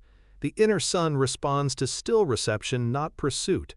In meditation, focus not on drawing energy, but on softening into presence. Breath becomes sunlight's bridge. Inhale to feel expansion, exhale to release interference. Over time, the body calibrates itself as lens rather than consumer, allowing light to pass through unobstructed. That transparency is illumination, not exposure. Hermetic symbolism portrayed the heart as a temple of mirrored gold, reflecting every beam without distortion. The ego's task was not to shine, but to polish. Each act of honesty wipes dust from the mirror. Each surrender reveals another facet of clarity. When the mirror clears, the distinction between giver and receiver of light dissolves. You realize illumination was never an event, it was always the default, temporarily obscured by narrative. The portal doesn't deliver brightness, it removes shadow from your seeing. The ancients knew that the inner sun is cyclical. It waxes and wanes according to awareness, just as the outer sun governs tides. Fatigue after awakening is simply twilight, consciousness adjusting between intensities. Do not mistake dimming for loss. The light remains constant, only perception fluctuates. In those quieter phases, reflection deepens, allowing wisdom to condense. The outer day may symbolize activity, but true growth occurs in the soft gold of inner dusk. When this solar memory stabilizes, fear loses vocabulary. Doubt cannot exist in full illumination, for it thrives only in partial seeing. Every question dissolves into simple recognition. I am the source, observing its own reflection. From that realization, expression flows effortlessly, not to prove enlightenment, but to extend warmth. You become the living sunrise in human form, steady, silent, unhurried. The world no longer needs to enlighten you. It merely reminds you that you were the light all along. The inner sun is self-regenerating. It does not burn fuel, it burns illusion. Each time awareness dissolves a falsehood, radiance increases. What dims its glow is not darkness but distraction, the mind scattering attention across trivialities until focus fractures. The Hermetic adepts guarded against this through a discipline called solar containment, the art of keeping awareness unified. They likened attention to sunlight through a magnifying glass. Dispersed it warms, focused it ignites. When consciousness concentrates on essence rather than noise, every breath becomes transmutation. As the 11/11ths current subsides, the internal star begins to stabilize. You may feel spontaneous waves of heat or clarity, as though light itself is rearranging your organs of perception. This is not imagination, it's harmonization. The body adapts to carry more radiance without fatigue. Cells emit coherent photons that synchronize rhythm between heart and brain. This coherence is the biological counterpart of enlightenment. The ancients never separated spirit from physiology. Illumination had to translate into stability, or it wasn't complete. The path of this solar current moves through three centers: the mind, the heart, and the belly. In the mind, it becomes vision, the ability to perceive without distortion. In the heart, it becomes warmth, compassion that requires no story. In the belly, it becomes power, motion aligned with truth rather than control. When all three harmonize, you embody solar balance, clarity, kindness, and command functioning as one field. This trinity is the Hermetic sun, the truest form of inner royalty. To maintain it, humility is essential. The light does not exist for conquest or display. Once illumination is claimed, it collapses. The ancient initiates practiced silent radiance, shining without announcement, giving warmth without seeking recognition. The real master hides in simplicity, knowing that every gesture, no matter how small, radiates teaching. The ego cannot imitate this because its light needs witnesses. The inner sun, however, glows even when unseen. Its existence depends only on sincerity. When the mind forgets this humility, light distorts into glare. Too much projection blinds instead of guides. This is the danger of spiritual intoxication, mistaking radiance for superiority. The Hermetic masters called this solar inflation, warning that even light can cast shadow when directed by pride. To counter it, they taught grounding rituals: bare feet on soil, cool water on skin, silent gratitude for the mundane. These gestures remind the current that heaven and earth are one continuum. Illumination must circulate through matter or it stagnates. As illumination settles, perception expands beyond personal boundaries. You begin to feel sunlight inside every living being, not as metaphor but as resonance. Conversations feel luminous. Trees seem to breathe golden air. This isn't fantasy. It's sensitivity returning to its natural scale. The universe reveals itself as one living prism, bending light into infinite forms of understanding. To walk through this world awake is to witness the sacred geometry of empathy, every life reflecting your own radiance back. When you rest in this recognition, even night feels bright. The inner sun never truly sets, it only withdraws to recalibrate its warmth. The wise honor these pauses as much as illumination. They know that brilliance sustained too long becomes imbalance, and that integration requires shadow to contour its glow. Thus, the cycle continues, light expanding, contracting, breathing through you. You are no longer searching for enlightenment, you are maintaining its rhythm, the steady pulse of being aware of itself. The more the inner sun stabilizes, the softer its brilliance becomes. True light is never blinding. It is tender, intelligent, precise. It reveals form without judgment and warms without demand. The ancients understood that illumination was not meant to dazzle, but to sustain. They described it as lumen silentium, the silent light, a radiance that nourishes rather than consumes. This is the final phase of 11/11ths, when awakening stops seeking spectacle and becomes atmosphere, when light no longer arrives because it never left. In this serenity, perception transforms into stewardship.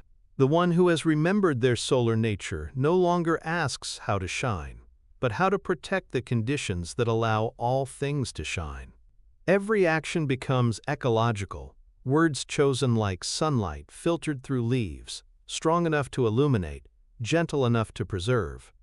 This is the heart of Hermetic service, radiating wisdom without creating dependency, teaching without casting shadow.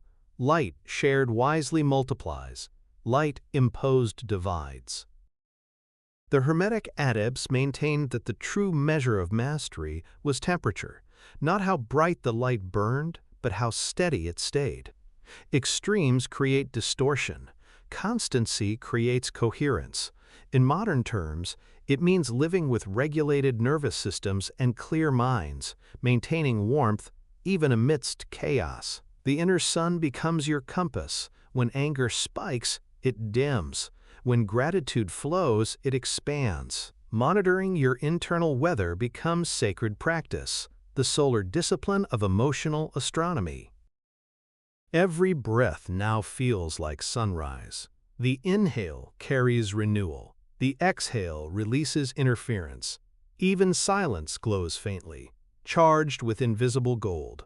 You begin to understand that spirituality was never about leaving the world, but illuminating it from within. The body, once perceived as barrier, becomes cathedral.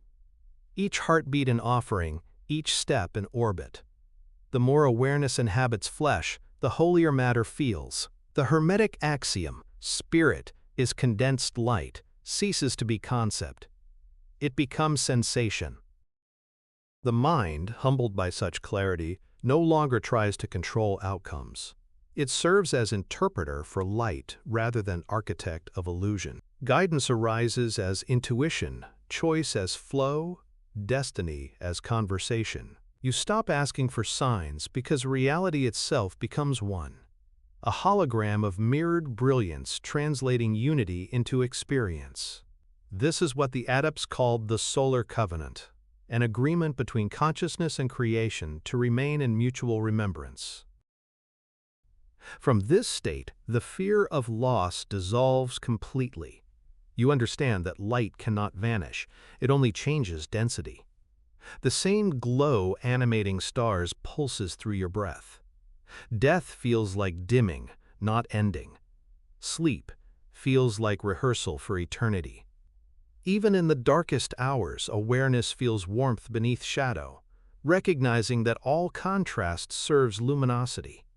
What once was a mystery becomes rhythm, expansion and contraction, inhale and exhale, day and night, all one perpetual dialogue of light speaking to itself. And so, as the 11/11ths alignment fades from calendar but not from consciousness, you remain its echo, a living bridge between illumination and form. The sun inside you no longer waits for portals to open. It is the portal, steady and self-sustaining. Every gesture, every word, every silence becomes radiance in motion. The Hermetic work is complete when you no longer seek the light, but live as its memory. You are the dawn walking, the hidden sun unveiled, the eternal day remembering itself through you. Chapter 9. The Return to Neutrality. When the storm settles, neutrality remains. The closing of the 11/11ths current feels like the quiet after a long exhale. Not emptiness, but equilibrium.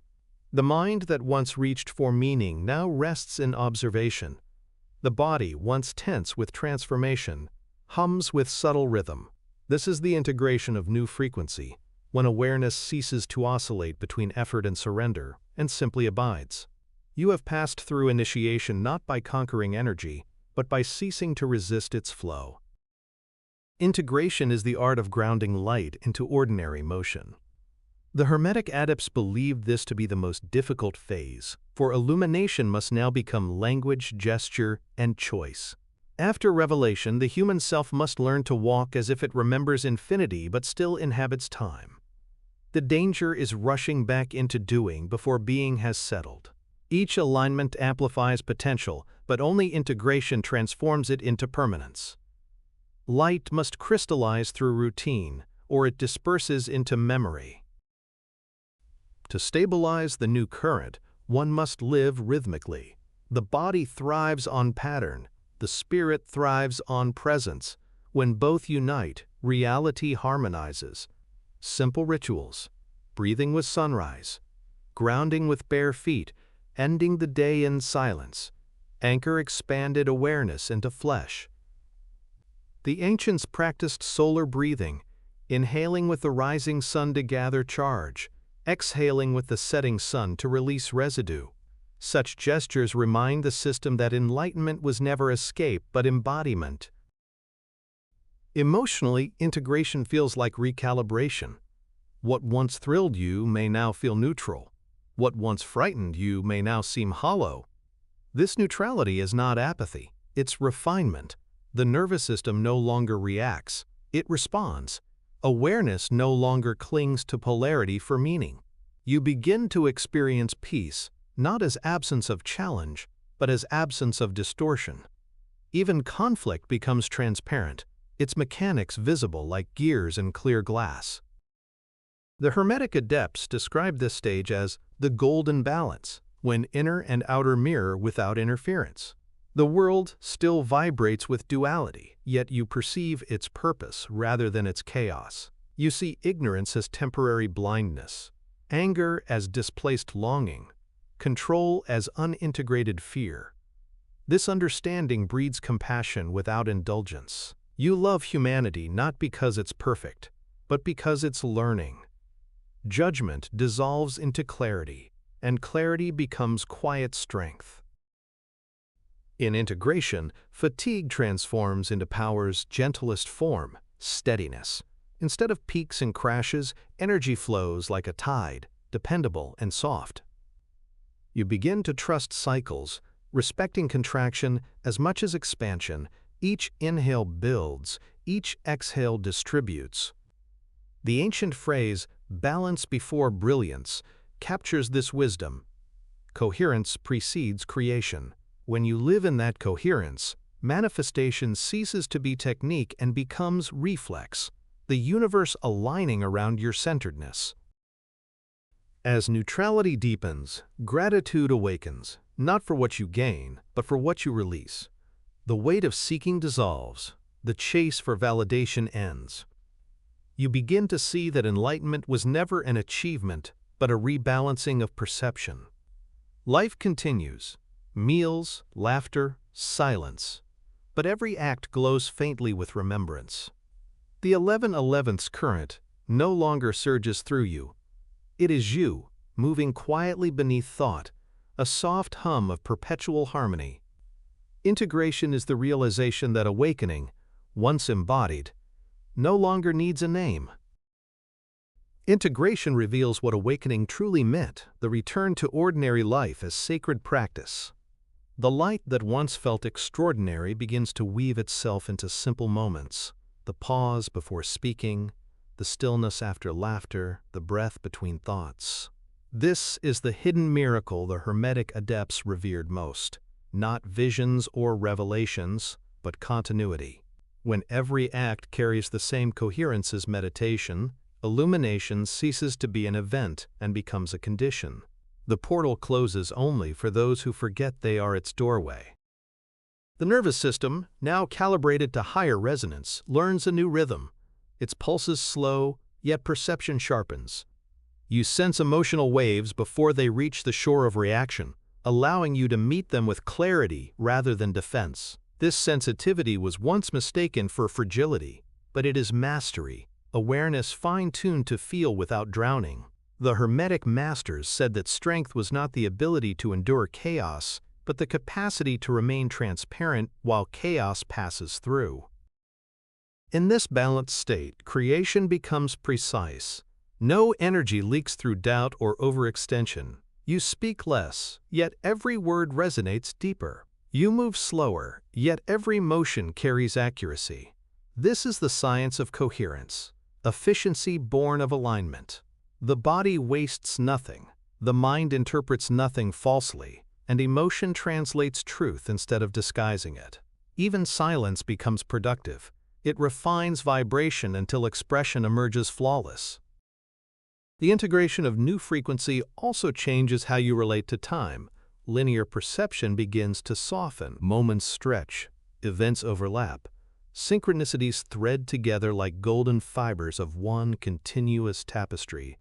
The mind stops dividing life into before and after. It perceives cycles instead of sequences. You start to experience destiny as dialogue, reality responding to your state, not imposing itself upon you. Each instant feels participatory, as if the universe breathes with you in real time. Hermetic writings describe this as the solar orbit of mind. thought revolving around stillness like planets around a sun. Awareness becomes gravitational, holding experience in equilibrium without forcing it. You no longer analyze purpose, you radiate it.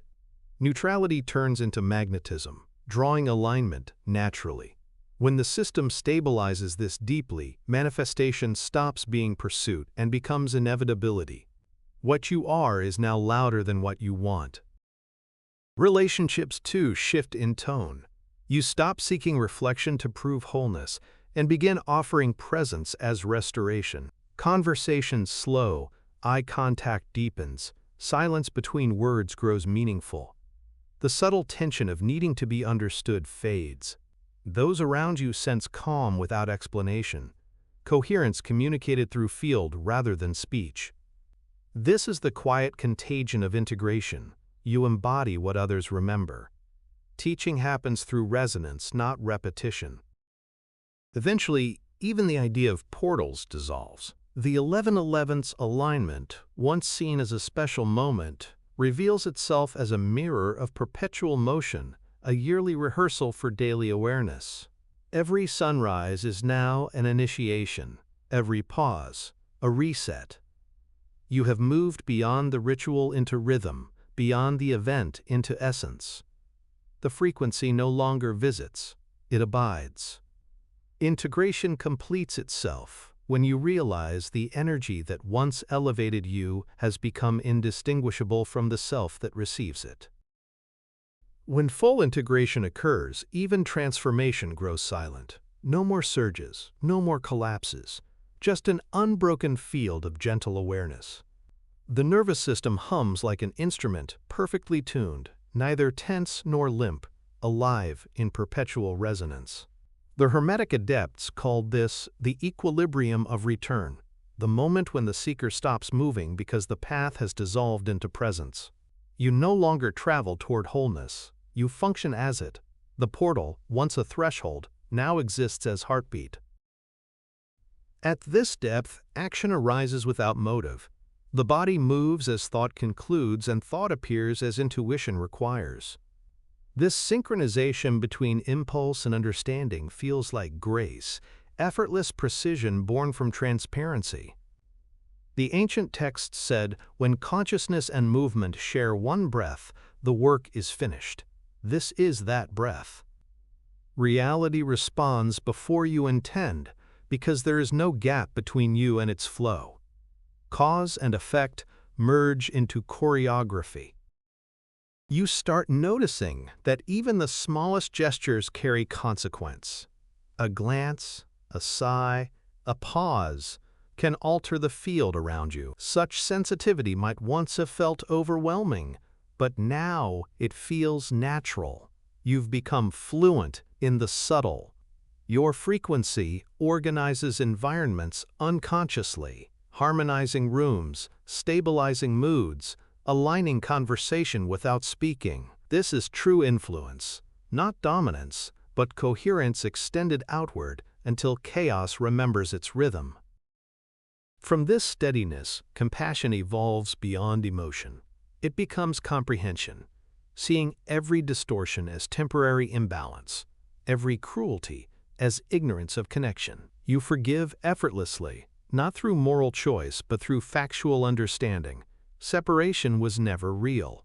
The Hermetic masters called this state solar mercy, light recognizing shadow as itself in different density. In such clarity, blame loses language, and love becomes the only accurate description of perception. Even death changes meaning here. You sense continuity everywhere, energy neither created nor destroyed, merely redistributed. The soul, stripped of narrative, feels as constant as breath.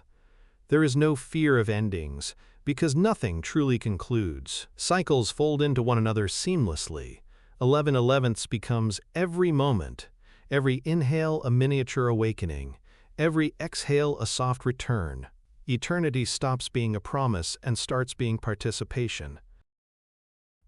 In the quiet of this realization, the mind rests finally, not because it has no questions, but because it no longer needs answers. Knowledge has turned into knowing, logic into listening. The Hermetic adepts called this the circle closing itself. Awareness, having explored every corner of illusion, spirals back to center and recognizes it never moved. You have not changed. You have uncovered. The search was always remembrance, disguised as curiosity. And so the 1111th current completes its loop.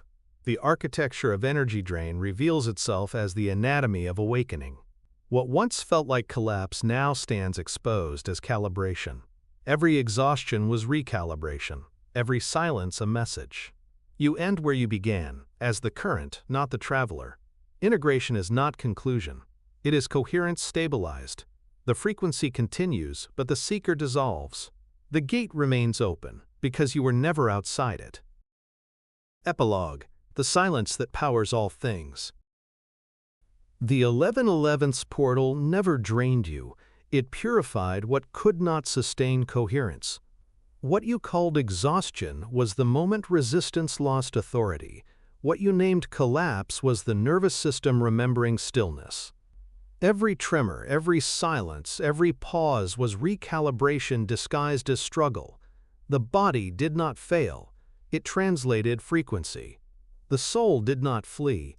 It anchored light deeper into form. Now, as the current settles into quiet rhythm, the entire field hums with recognition. You are not losing energy, only shedding density.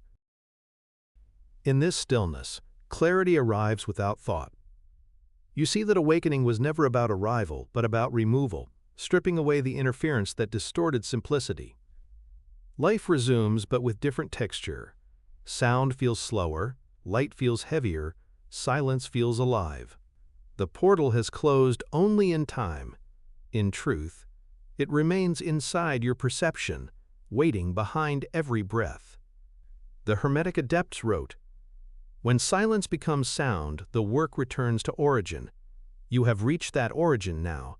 Awareness unbroken, equilibrium restored." Everything you sought through effort unfolds naturally through presence. Manifestation ceases to be desire translated into form. It becomes resonance shaping experience without command. You understand now that the universe never answered requests. It mirrored coherence. Each alignment, each challenge, each fatigue was the mirror polishing itself. The real power was never summoning energy but remembering identity. You are not the receiver of current. You are the continuity that creates it. The adepts ended every initiation with a single act: silence. They would sit until breath slowed, until even inner dialogue faded into luminous stillness. That stillness was the final gate where knowledge dissolved into knowing. You are standing in that same stillness now, not before a threshold, but within it. The Hermetic Reset, the alchemical fire, the solar remembrance, all were chapters in one rhythm: expansion, purification, illumination, return. The work completes itself by realizing it never truly began. You are the memory of the current, the observer of its endless loop. The 1111th's alignment did not happen to you. It happened through you. Time marks the repetition. Awareness marks the permanence. Each inhale repeats the initiation. Each exhale performs the release. The portal was never an event in the calendar. It was the architecture of consciousness revealing itself in pattern. The more you live in rhythm, the more portals you find, moments of balance hidden in ordinary days, openings disguised as breath. The mind asks, "What now?" But the question dissolves before sound forms. There is no after for coherence. You continue, luminous, unnoticed by striving, yet unmistakable in resonance. Every act becomes quiet teaching, every silence, subtle transmission. This is the Hermetic way: wisdom invisible, power effortless. You will not chase light again. You will anchor it wherever you stand. The gate was never above or below. It was the pulse between thoughts. The decoding continues, only your frequency changes. The current does not end, it refines. The 1111's portal was not a crossing, but a remembering of direction. You are the bridge, the flame, the echo of equilibrium. And as awareness folds into itself one final time, it whispers the only truth that remains. Nothing was taken, nothing given, only light remembering how to rest inside itself. The circle closes, and in its silence, creation begins again.